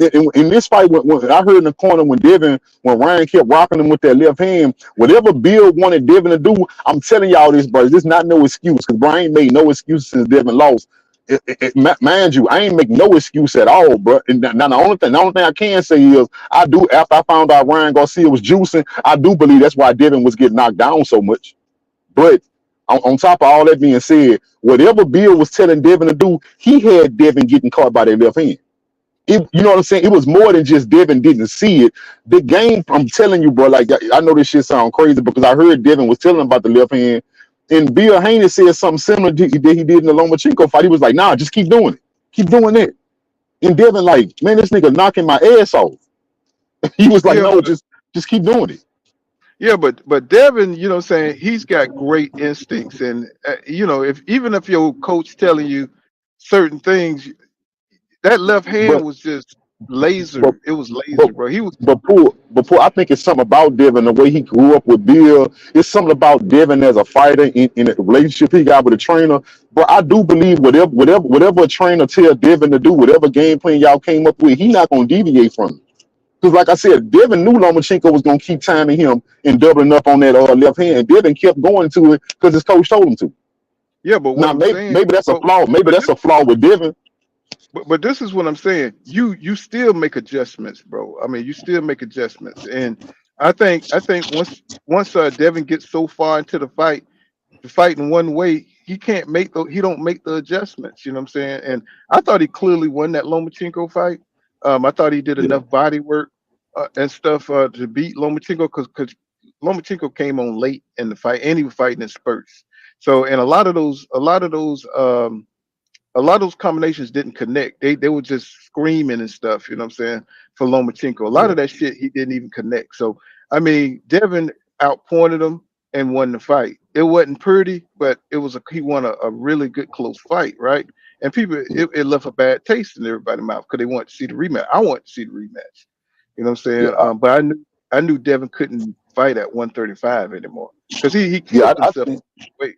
hmm Yeah, Go I ahead. think Devin, but I think the year layoff, but this might, like, again, that's what I said. All that to say this, I really do think he about to switch trainers, and I think Devin, instead of He Devin better. doing what most people do, instead of him doing what most people do, most people they'll just switch trainer right in between. They'll go train with, they'll take another fight, train with them for one camp, and go straight into a fight. I don't think Devin gonna do that. I think Devin gonna get a new trainer and train with their trainer for a year, without, you know what I'm saying, just behind the Mhm. scenes before he take his first fight with him. That's what I believe. And the reason for that is because, like I said, I think Devin is about to wean himself off his daddy instruction. And I don't think Yeah. Bill gonna be gone. I don't think Bill gonna be gone at all. You know what I'm saying? But I do Right. believe it's gonna be a new person in that corner. It'd You know, be like Roy Jones Jr. when he got rid of his dad and got his Olympic coach to coach him. right, What's going right. on, VA money? What's going on, VA money? What's happening, bro? Now, tell me this. Tell me this. Do you remember? Now, I don't know how possible. Do you remember when Floyd kept asking Bill? Now, I know he was trolling Bill. He was like, "You need help with your son. You need help with your son." Like, what's the chances you think Devin end up back in the Mayweather camp or the Hell no, that ain't Not they finna out there happen. in Vegas? not high after all of this. It would be weird No, because it's too many words and stuff. Bill took Yeah, it personal. the I beef can't see the that. beef is real, man. What? Let me get VA money in here, y'all. VA money, what's happening, bro? You there, VA? I think you're on mute, bro. VA. Well, Dante Boxing Talk says Tio talking about fighting Bud. Said they asked him about Boots, IBF champion. Now he's talking like Boots not the best at 147. Say he just said he wants to beat the best in each division. Man, Tio, get the fuck up out But of here, man. T.O. I is can't. Ryan Garcia, bro. Bro, Right, T.O. and Ryan Garcia is the same nigga. They say right. anything. They don't have no integrity, bro. Hello, how you doing? Well, you there, VA? VA, VA. Hello? Can you hear me? You speaking? Yeah, well, go ahead. What you saying about T? Man, I can't stand T.O., bro. I say You know what I'm saying? Bro, y'all don't realize that Teofimo Lopez and Ryan Garcia are cut from the same exact cloth. They are the Yeah, same troll, type of dude, bro. fucking trolls, man. It's Well, and like, I I don't mean, even he think it's troll. I just think they the type they gonna say whatever it take to make them look good in that moment, and they don't care about the consequences. Like what I mean is, most people worry about what they say because when they get caught and they lie, they feel guilty about it. Like it's a shame for certain people to be like, I said this, I know I was lying, but at the time y'all didn't know I was lying. But time came and showed that I was actually lying, and then this shit keep happening to me over and over again. So now everybody knows I'm a liar. To most people, they would feel shame about that. Ryan Garcia and Teofimo Lopez don't feel no shame on it when they get right. caught lying over and over And again. then he talking about Devin got his ass beat. I'm like, bro, you got your ass beat by Cambosos. That's worse. Bro, you got Yeah, your ass beat by a dude that should have never ever been there, bro. It's like, I mean, you got the fucking audacity to be talking about somebody got their right, ass beat, bro. That not only that, your goddamn old lady hauled ass on you too. It's like, right. But look, bro. Hmm. but again, like I say, that's why it was a while back, not just here. I was on a couple of people channel saying it, especially as black. I understand Hispanics gonna do this for T.O., but black people got to stop giving T.O. this excuse because I don't know if you realize that T.O. got a built-in excuse, bro. Like right now, let me tell you how fucked up this is, bro. What really bothers me about the boxing world, if T.O. lose again, right? T.O. got this built-in excuse, bro. He got this armor. He got this armor that all people gonna say is, "Oh, he just wasn't focused." Oh, if T.O. would have been focused that night, he would have won. They say this every time this nigga lose. They said that when he lost to Cambosis, when Sandor Martin, because I believe Sandor Martin won that fight, by the way. When Sandor Martin got on his ass, they said, yeah, the only reason it looked that good because T.O. wasn't focused, man. Like, hey, that nigga just local. Hey, when T.O. focused, y'all know what he gonna do when he focused. T.O. got a built-in excuse, Brian. What I tell people is that's bullshit. Because if that's the case, bro, everybody lose because they not focused. How you gonna gauge that? How you gonna gauge how focused the nigga is? Anybody can Because say that. Anybody can lose a fight then, but like, you know what? That nigga not better than me. I just wasn't focused. because the Bro, that's nigga the inconsistent. easiest cop out. That's the easiest cop out in the world, bro. Because nobody can Because gauge your focus. well, he inconsistent, man. See, he can get up for big fights, but see, he can't get up for the little fights. And he's inconsistent. You know what I'm saying? It's like nobody wants to see T.O. fight this Craggett guy that he's fighting. Man, nobody wants to see that shit, man. It's like he need to be fighting nothing but big fights right This now this at this me. point in this time. Say what? I said, but this just me, bro. I've been here before, bro. I think me and you done been back and forth about this, bro.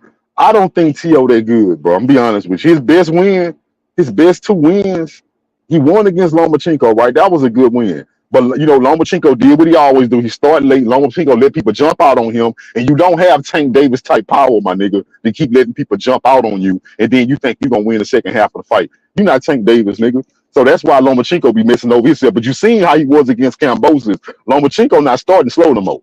Even he learned from the Devin Haney fight too. Lomachenko got. Remember I told you that Lomachenko looked like he got to the point where Lomachenko trying to hurt you from the beginning. I really do believe that's the most dangerous Lomachenko we done seen. The Lomachenko who not playing around, he not collecting data. He just gonna try to hurt you as fast as he can. But with that being said, his second best win, Josh Taylor. Bro, Josh Taylor been looking like shit to me. And you know one thing, and this not no racism. Y'all know out of all the races, bro, the European fighters be the first ones to get old. They be the first ones. Let me tell you something. The thing about T.O., man, T.O. is not good at offense. You know what I'm saying? Coming forward, he's more of a counterpuncher. Once he can get you to follow him, he can, you know what I'm saying? He's a better fighter. But when he's trying to pursue you, he's not that good. You know what I'm saying? And it's like, no, real quick, because I wouldn't really finish. But what I was trying to get at, I was bringing everything full circle. I'll tell you about all his fights against Sandor Martin. I feel like he lost that fight. I think he went down twice. They didn't count one. They didn't count one. He went down twice. Then you turn around and I know you might disagree because we have a stylistic difference in what we like. But I think Jermaine Ortiz beat him too. So I'm not that high. I'm not that high on T.O., bro. Like, and I hate when he talk that shit like he doing a lot, bro. I just think he was real strategic. That's what I think. He was strategic. The difference is T.O. gets up for big fights. He don't think of Jermaine Ortiz as a big fight. He don't think of when he fights up to his competition. That's what T.O. problem is. When he always brings out his best shit against like the Lomachenkos. You know what I'm saying? If he fight the big names, then he's motivated to do a little bit more. You know what I'm saying? For his athletic ability to he really shines in the big fights. But when it's somebody like a Jermaine Ortiz, he can't get up for those fights. He looked terrible against Jermaine Ortiz. You know what I'm saying? He looked terrible against Sandor Martin, but he looked great against Josh Taylor. He looked great against Lomachenko, even though he did kind of come apart in that Lomachenko fight. And but that was just his experience. Look what Kambosos did to him. So he's inconsistent as a fighter. He fights up to his competition. You know what I'm saying? So in the big fights, you can look to see a sharp T.O. You know what I'm saying? But my problem is in between fights. You know what I'm saying? He want to cruise on the reputation of the last big fight that he had. And I don't like that shit. You know what I'm saying? Because he act like he's so far apart from other fighters just because he got the fight.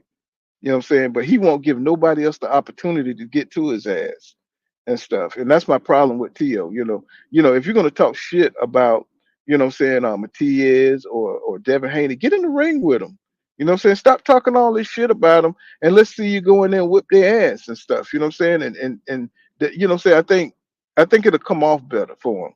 You know what I'm saying? To put up and show up instead of, you know, doing all this like you this great dude and you above everybody, even though you done got your ass whipped and everything, bro. It's like, come on, man. It's like stop playing. Stop playing with boxing fans and get in the ring and do what you gotta do.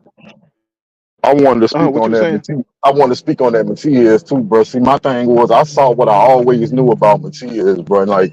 And one thing about it, bro, y'all know I prefer defensive fighters. You know, I know that's not everybody's cup of tea, but I do believe, bro, for you to be the top dude in your division, you have to have some type of defense.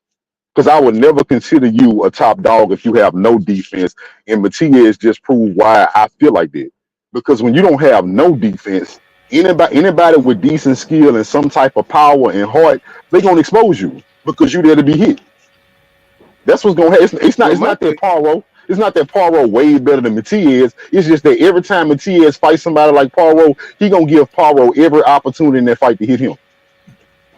Yeah, hey, but Matias' defense is not that bad though. Like, but I was just about to say that. I was just about to say. Mm-hmm. Yeah, it's not that bad. It's really not that bad. I mean, Matias, he be knocking down. He puts his gloves up and he knocked down shots and stuff like that. But like you said, against somebody who's a good counterpuncher, you know what I'm saying, and who ain't gonna sit there in front of him and move. A boxer is the worst fighter for a boxer. Matias.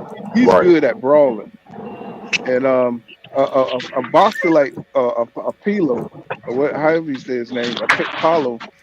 He's a perfect boxer, man, because he throws from a distance. He knows how to move. He's going to continue to move throughout the whole fight. And we saw what he did to Gary Russell. He exposed Gary Russell. You know what I'm saying? It's like a come forward fighter, a pressure fighter, and he showed that all you had to do was box this guy. You know what I'm saying? And I think Matias got exposed too.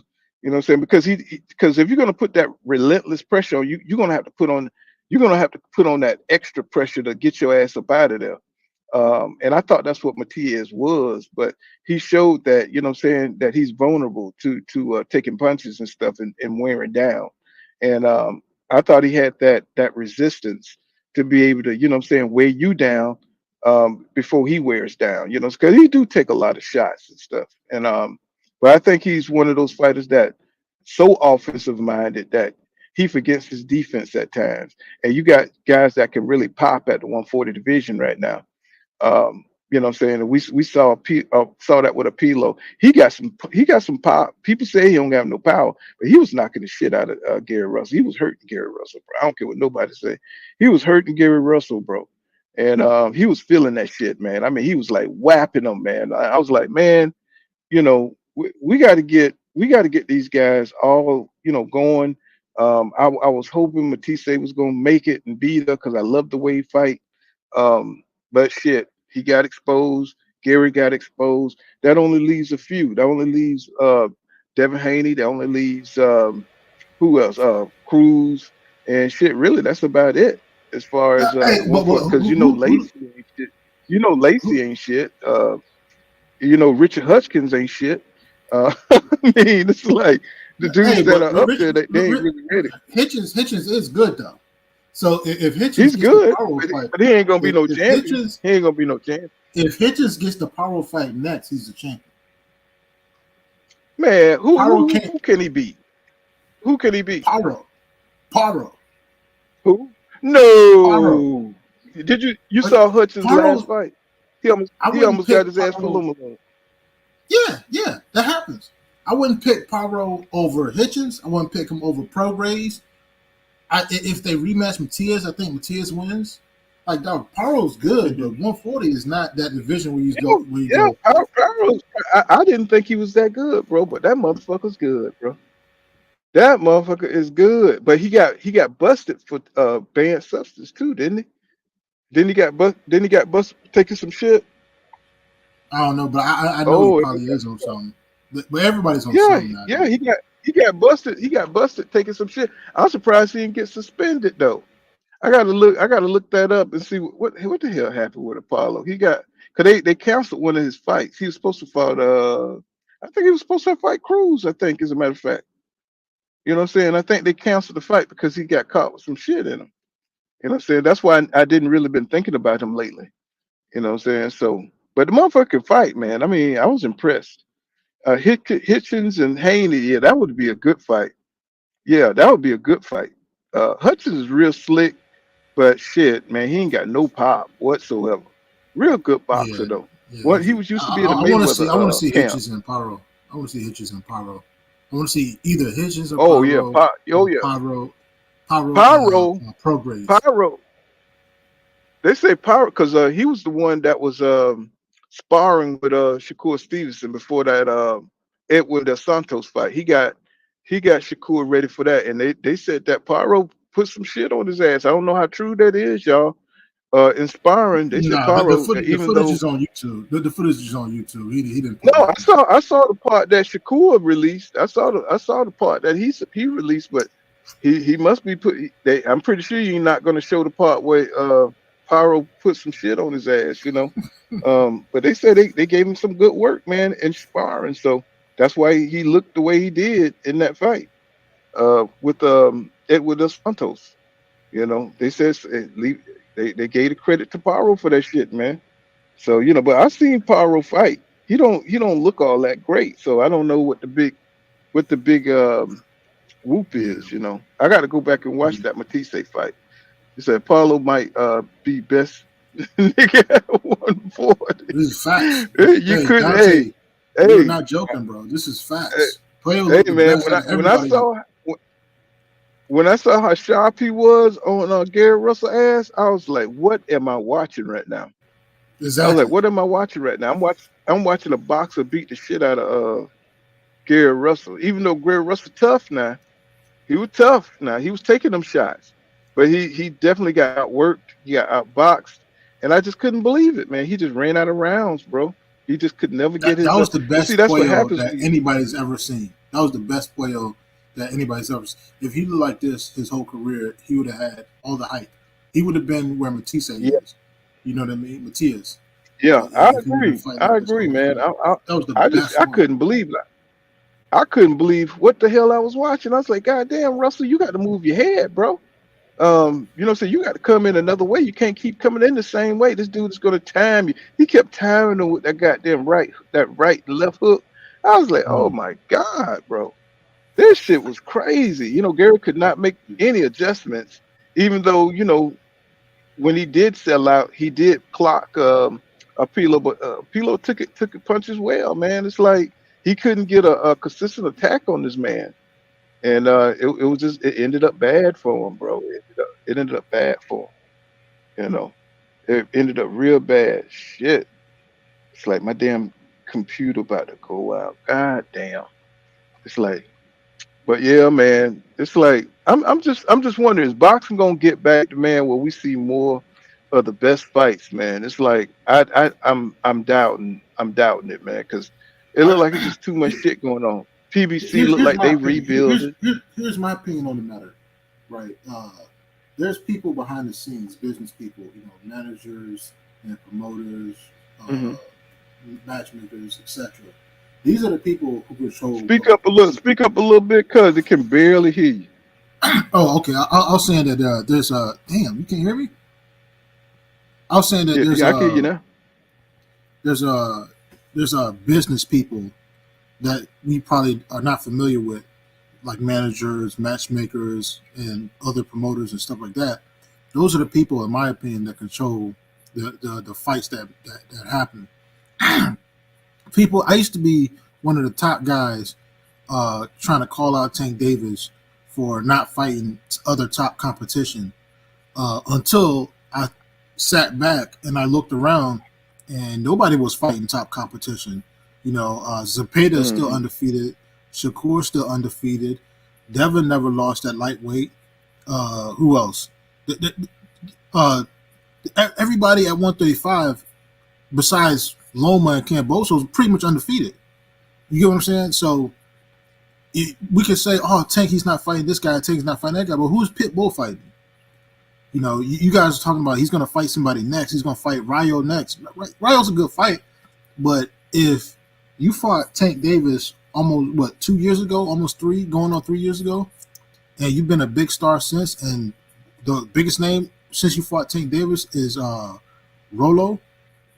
Like that, come on, man. That's bullcrap. And Zepeda, we got him on film ducking Frank.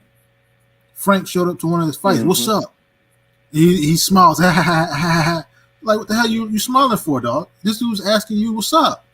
You're a fighter. He's a fighter. You're supposed to be like, what's up then? You know what I'm saying? This, and then Yeah. there's another guy up here. I think King said it, or he said something similar. Dog, it's only the black fan base that gets on their fighters for not fighting top fighters. All these other fan bases could not care less at all.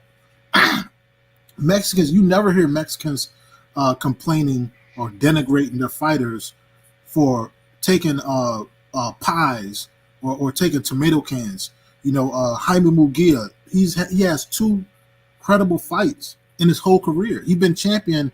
He beat what's the name in like 2018, 2017. He became champion. You know what I'm saying? Who else? Virgil Ortiz. Yeah, he's been sick. He took some time off. But who has he fought? Nobody. Virgil Ortiz, he's a monster. I was watching a YouTube video in the comments. They're like, yo, he's one of the boogeymen. He's one of the main boogeymen in the sport. How? He's fought nobody. When they asked him about Boots, he's like, yo, I'll fight Boots, but not right now. I'll 3 fight him when years. we're at the top. 3 Yeah. years. When he was That's why Bullets. I knew it was too good. I knew it was too good to be true when they said that Virgil Ortiz and Tim Tszyu was gonna fight. I said, ain't no goddamn way. Ain't No, no goddamn way. That's too sweet. That's too sweet. I said, I don't believe it. I mean, that's bad. That's real bad. Cause I said, I mean, that's the perfect fight. Two guys in their prime. You know what I'm saying? I said that fight is not gonna happen. I said, man, that's the kind of fight that everybody want to see. Virgil Ortiz versus Tim Tszyu. I said, I don't believe it. I don't believe it. it's a big fight. No, Keith Thurman and Tim Tszyu. I don't believe it. I Yeah, don't believe it. You know what I'm saying? It's like, come on, it done got to the point where we know that if it's the fight that we really want to see, it's it's not not gonna going to happen. happen. You know what I'm saying? It's not going to happen because you know that's too perfect. Now, there's a fight that's supposed to be on the Mike Tyson Jake Paul, H2O versus Schofield. I want to see Yeah, that fight. yep. Two guys in their prime, 135, Mhm. not really the most popular guys, but the future at 135. Now that's what I want to see H2. I don't think that fight's gonna happen. I don't think it's gonna You know, happen, bro. But have you heard anything? that's a beautiful fight. Say that again. Have you heard anything? Have you heard anything about the fight not happening? They keep talking about Mike Tyson condition. I don't know what they came out because they said somebody had a heart attack or some shit. When he Oh, left the plane, he had some kind of episode. So I don't know where they at with it. Are they going to reschedule it or what? But I know that undercard is on that fight, and I want to see Schofield versus H2O. yeah. What's his name? Aston Steiny? I forgot. I don't know Sylvie, how to say that nigga name. Sylvie, or something like that. Sylvie. So Um, I, I've been, yeah, when he came out as an amateur, I did a video on his ass and shit way back. That was like fucking yeah, 3 years ago. And that's going to be a hell of a fight, y'all. You know, if they can go ahead on with that card. But that's going to be a good fight for Schofield because Schofield should be doing way better than he is right now. He should. I mean, he's been around for a while, but yet he really needs to work on his defense. He's got a lot to work on, and then you got Cromwell Moulton coming along. It's a lot of good young fellas that's coming along, man. It's just that they're not getting the publicity that they should. And that dude looked like a little tank. That Cromwell Moulton dude, y'all seen him? That yeah. motherfucker got some power, got some quick hands. He just needs some experience. He just need more experience, man. But that's a little dynamic dude, man. I don't know where Floyd keep getting these little short, light skinned niggas from. You know what I'm saying? They Baltimore seem to be full, seem to be full of little cocky ass, little athletic motherfuckers with explosives and stuff. You know what I'm saying? It's like that boy know what to look for. Scouting these little light skinned dudes. Light skin is back, my nigga. You know, go ahead and take your hats off and shit, light skinned people, because Tank bringing y'all back, goddamn it. You know what I'm Yeah, saying? Tank It's and just a Cromwell Moulton, they both also got the blazing eyes also. I'm like, damn, Tank and Cromwell look like they could be like cousins or some shit. bro, yeah, bro. Some shit. I told you, man. Them niggas look like clone. They don't clone Tank ass and shit. They fuck around and clone Tank ass because they knew Tank wasn't gonna act right. You know what I'm saying? So They they had got to get another them one. another They Tank. got another Goddamn. one. They got another clone. Yeah, it's another. He's even short. They even shorter than his ass. I saw him training the side by side. He's quicker than Cromwell Mountain. Yeah, I Yeah, saw that video of the motherfucker. That motherfucker hands were fast as shit, and he little. I was like, he's shorter than I was like, he's like, damn, he's about the size of Pitbull Cruz. I don't know his name. I don't know his name. I know who you're talking about though. It's getting to the point where we got to go through these guys' gym, man. You know, there's a lot of good fighters. It's just that, you know, there's no money behind them. I think even your boy Devin got a fighter too. I think Devin has a fighter too that he's trying to yeah. promote. He lost. He Uh, lost. I think he lost. He oh, lost. did He's he? still good though. Yeah, he did. I think. Yeah, he's still good. I think he lost his last fight. Actually, I forget his name. But Shit. what's the name? Train him. Bill train him. Mm. Right. The guy What's that his Bill name? train. Let me see.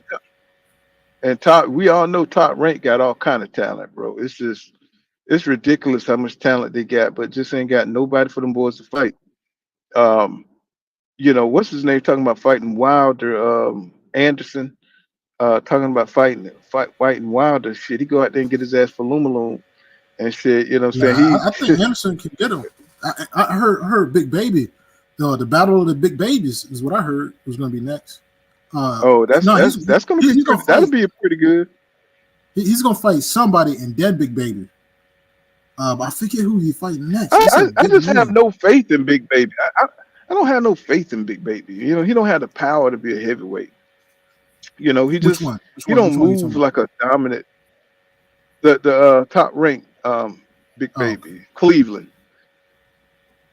Big Baby, you know what I'm saying? I don't have no faith in him. He's because he got 1 foot in, 1 foot out. Seem like he want to fuck with the police. Well, to me, you know, to me, I think he one of the better heavyweights. But like you say, he just don't take boxing serious. But I'm not gonna lie, bro. Like a lot of people picking him to lose against this other Big Baby. I got to me, bro. Jared Anderson, the young Big Baby. I think he probably brought a skill for skill, talent for talent, athleticism, speed, all that, bro. He probably the most gifted heavyweight we got. He just don't like boxing. He just don't take boxing serious. So he's fighting Bacoli next. He's fighting Martin Bacoli. Oh, Bacoli. Okay, yeah. Yeah, African guy. He's like 280 pounds or something like that. Everybody's they said a lot of people scared of him. Yeah, they said, they picking him to lose, bro. I don't think, bro, Jared Anderson, one of them dudes, like you said, I don't think he like boxing. He just happened to be good at it. I think he can beat anybody, bro, if he took this shit serious. He just don't like boxing. But as far as like and I know y'all brought up Wilder again, but let me keep it G about Wilder, bro. One thing that a lot of people not miss, I know Wilder got diehard fans, but one thing a lot of people overlook is that, bro, Wilder is damn near 40. Mm-hmm. Like, he not gonna get no better. You never gonna see a day where Wilder get in the ring and be better, because he damn near 40. So I honestly think that I ain't saying nobody not to root for the dude no more, but I mean I think the expectations for me done dropped exponentially, bro. Like I don't think, you know what I'm saying. Like I just don't think Wilder is somebody who's gonna be up there challenging the top heavyweights no more, and realistically winning belts and being the top guy no more. No, Wilder's cheeks now, man. He's cheeks now. Yeah, I think a lot of it got to do with the fact that he old. I ain't gonna lie, because I do think he went a long time without ever upgrading his skills, right? And you can tell that in his last 2 fights, you can tell that somewhere along the lines he decided to start trying to add to his game, right? But I just think you waited too late, bro. And I understand that you fell in love with your power, but bro, you can't do it. I'm trying to figure out why nobody in his camp. Because this is how I talk to Wilder. I'm like, bro, you already the hardest hitter that this sport ever seen. Why not work on other stuff on top of it?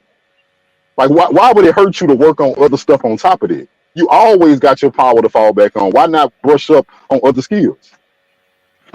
I don't get it, bro. Like, I don't get it.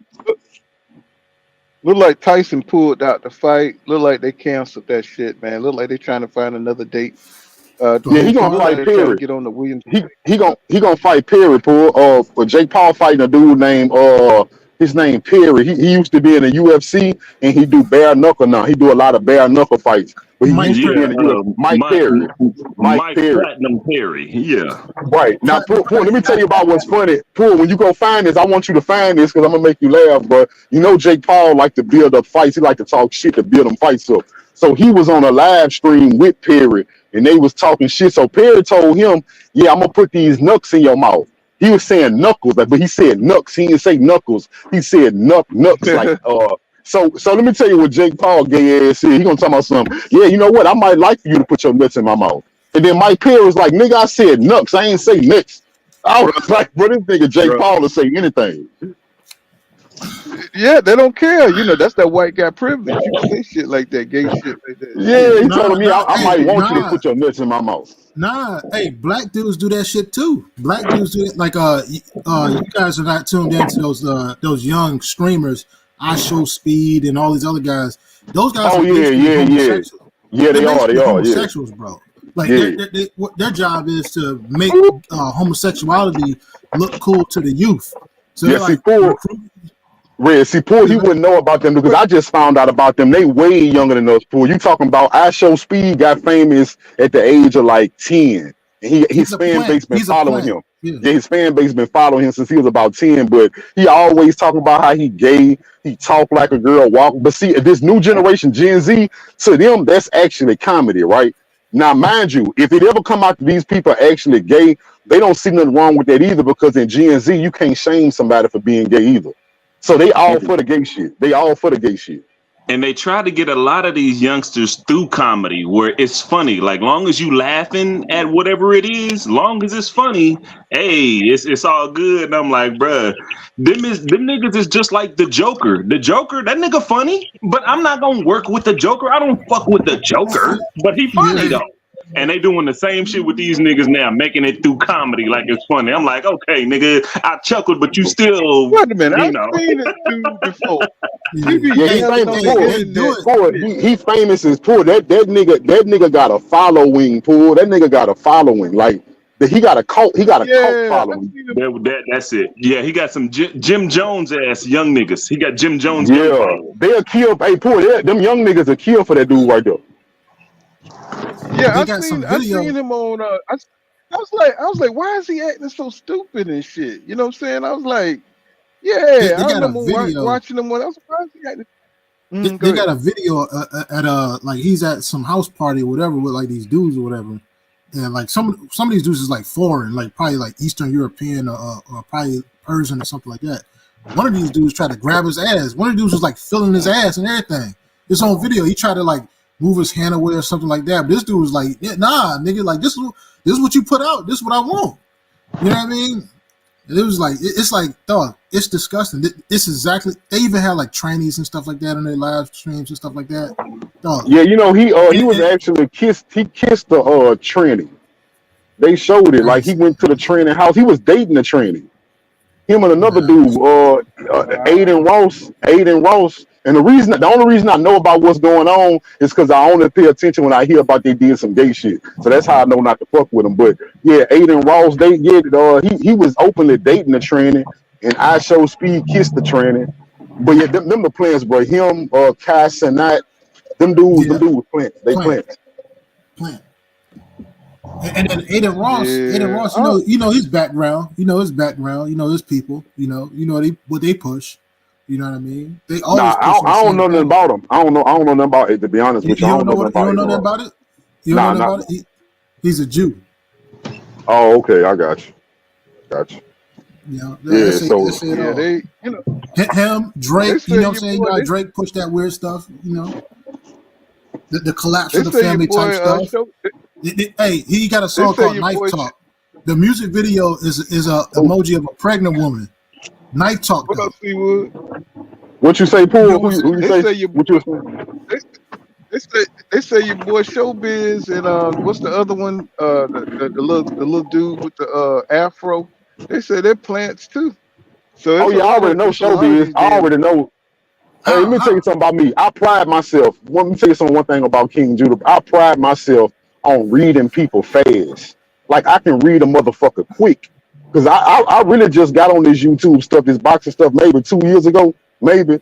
But in my first, weeks of me finding out who different content creator was, I can always spot out somebody who no good, bro. And from the day one, no, Showbiz the adult, big-eyed, racist Uncle Tom buck dancing. Because I think he said Showbiz and the guy with the afro. Who we talking about? Coach. What's up? True Media? I think is it True Media? That's Coach. Yeah, what's his name? Malachi. Coach. Malachi. Yeah, Malachi. Yeah, these guys are plants, bro. Yeah, they plants, bro. And what they do is they get paid. Actually, I don't care, but when they come on and they get that real support like that big boom support, come on, man. You know, and they talking shit about black fighters and shit, and they talking against the black channels and shit. You know what I'm saying? You already know they plants, you know. Right. It's like, you know, so you could tell because they come on with an agenda. I mean, if you're just a boxing fan, you don't come on with no agenda, bro. You know what I'm saying? It's like, but they clearly got an agenda. So you know, Showbiz, he wear the taco hats. He wear the taco hats. He let you know who he riding with because he really only ride with the Hispanic fighters. Showbiz is not out here really supporting black fighters like that. The only time I hear him supporting black fighters is if he can support that black fighter against another black fighter. Yep. If he can put black fighters against a So, black fighter, then he'll support one. That's why I don't rock I'm with like, them what? dudes. I'm like, why come on with all the beef when we talking about boxing? It's like, what's up with the beef? Why they try to start all this beef? This shit don't make sense. It's like, why try to start a war with another champ? It's like, I don't understand it. You know what I'm saying? It's like, because Oh, at the end, I like Malachi, but it's the game banker. He's a game banker, right? He says like, oh, there's not going to be any promotional game banking on this channel, and then he starts talking trash exclusively about PBC and exclusively about black fighters. Now I always call him out about that, but he's like, right. Yo, I remember one time he fussed me out. He was like, yo, I don't give a F what y'all keyboard, you know what I'm saying, revolutionaries talking about. I'm trying to get to this money. And once he said that, I was kind of like, oh, you know what I mean? Like, but who's paying the money? But you already know what time it is because he got who got all this anger for PBC for no reason, bro. It's like if whoever giving us the fight, that's who the fans are gonna go toward. Whoever giving us the best fight. So it don't matter. No, when I grew up, nobody gives a damn about no promotional company. Nobody cared about what numbers fighters did. You know what I'm saying? Nobody cared about that. We only want to see, you know what I'm saying, the best fight the best. That's it. That's all fans really were real about.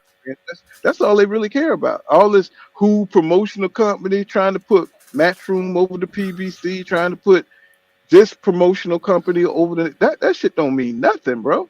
It's like whoever got the best fights. That's what we're talking about.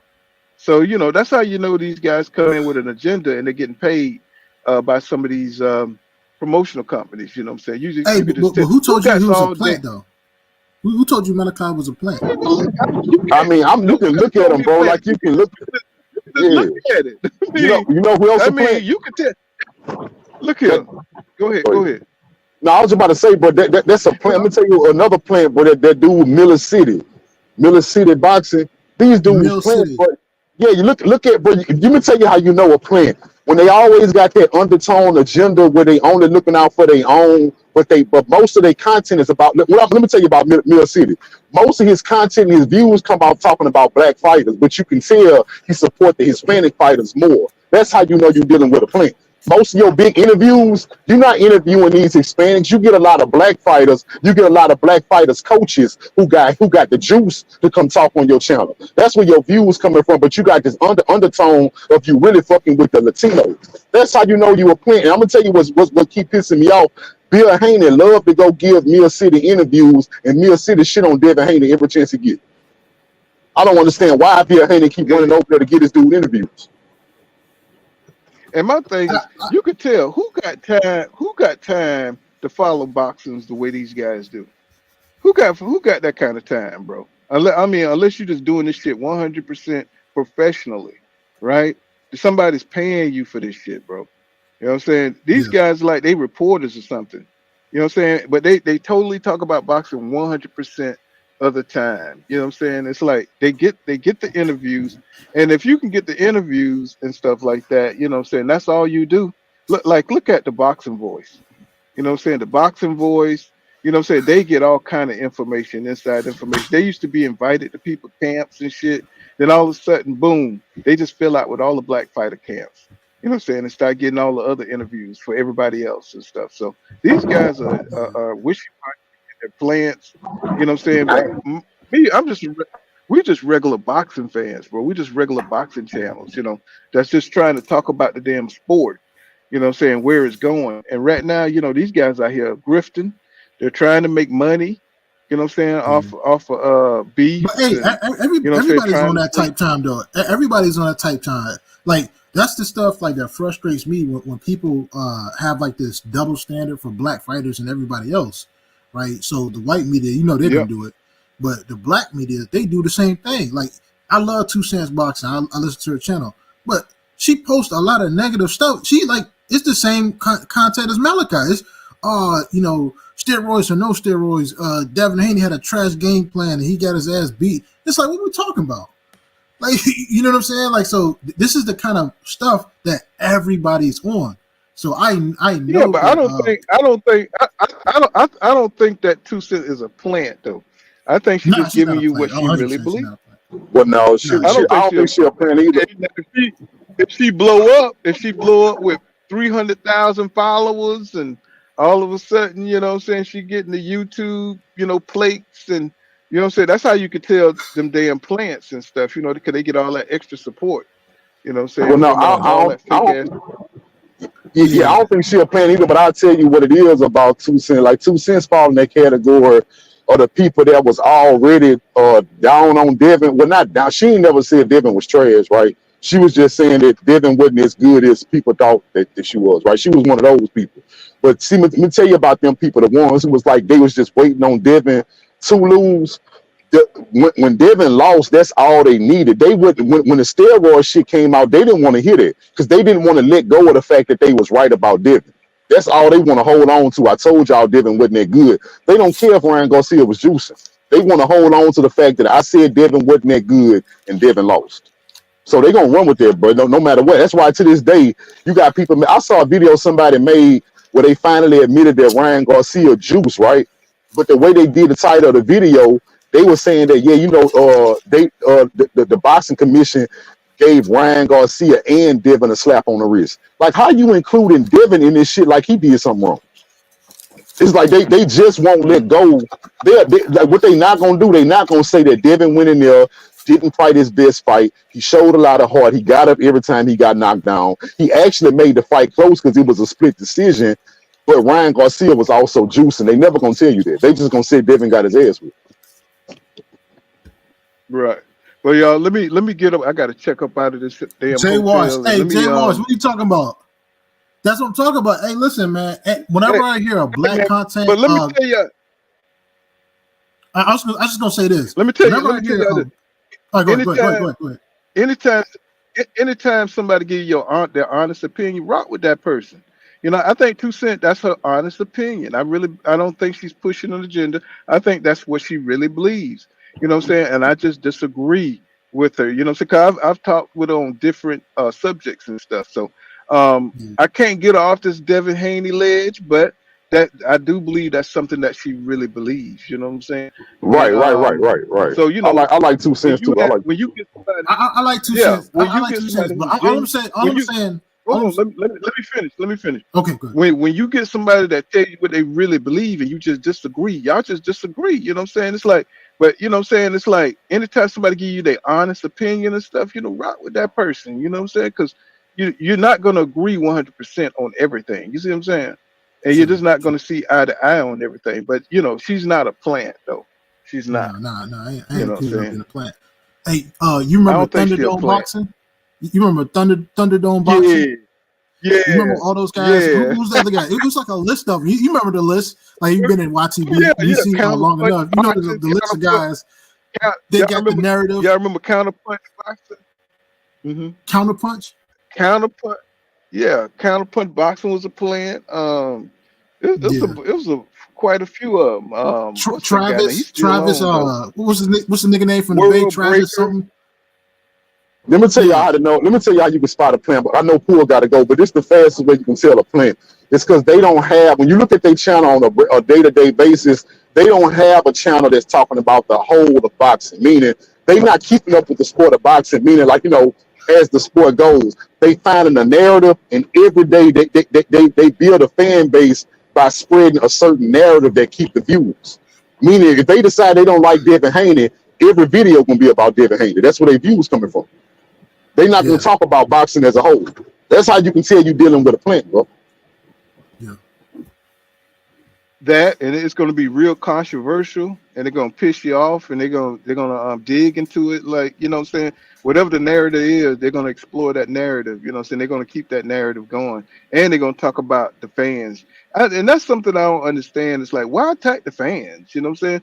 It's like, what I'm saying, it don't matter. Boxers gonna have fans, bro. It's like, why do Devin Haney fans hate Tank fans? Why do Tank fans hate Devin Haney fans? It's like, it don't matter, bro. You know what I'm saying? Who loves who? It only matters what happens when they get into the ring. So that's my problem with it. I just think it's kind of like some petty ass beef shit. You know what I'm saying? And maybe because it's the lighter weight divisions, and I'm kind of more of a welterweight type guy, on up. But what I'm saying, I don't have those kind of biases, even though I do like certain fighters, what I'm saying, better than others, but it don't affect what I want to see in the ring. You know what I'm saying? It don't affect that. I mean, I'm not going to come out here and put on a campaign against Tank. I'm not going to come out here and put on a campaign against Devin Haney. I'm not going to come on here and put a list. And if I have a bias, y'all know it. Y'all know I don't hide my shit. I tell you if I don't like a dude or why I don't like a dude. And it may be irrational, what I'm saying, whatever, what I'm saying, but I'll tell you why. You know what I'm saying? So it's not an agenda over here. It's just guys discussing boxing. What I'm saying, we're not gonna, try to piss off different fan bases. You know what I'm saying? I mean, if you honestly feel the way you feel, that's what full counter boxing is all about. Getting an honest opinion of how you feel about how boxing's going. But y'all, I gotta get out of here, and cause my shit All about right, to bro. shut down, and I gotta check. All right, man. I'll All see right. you guys in the next one, man. Peace out, y'all.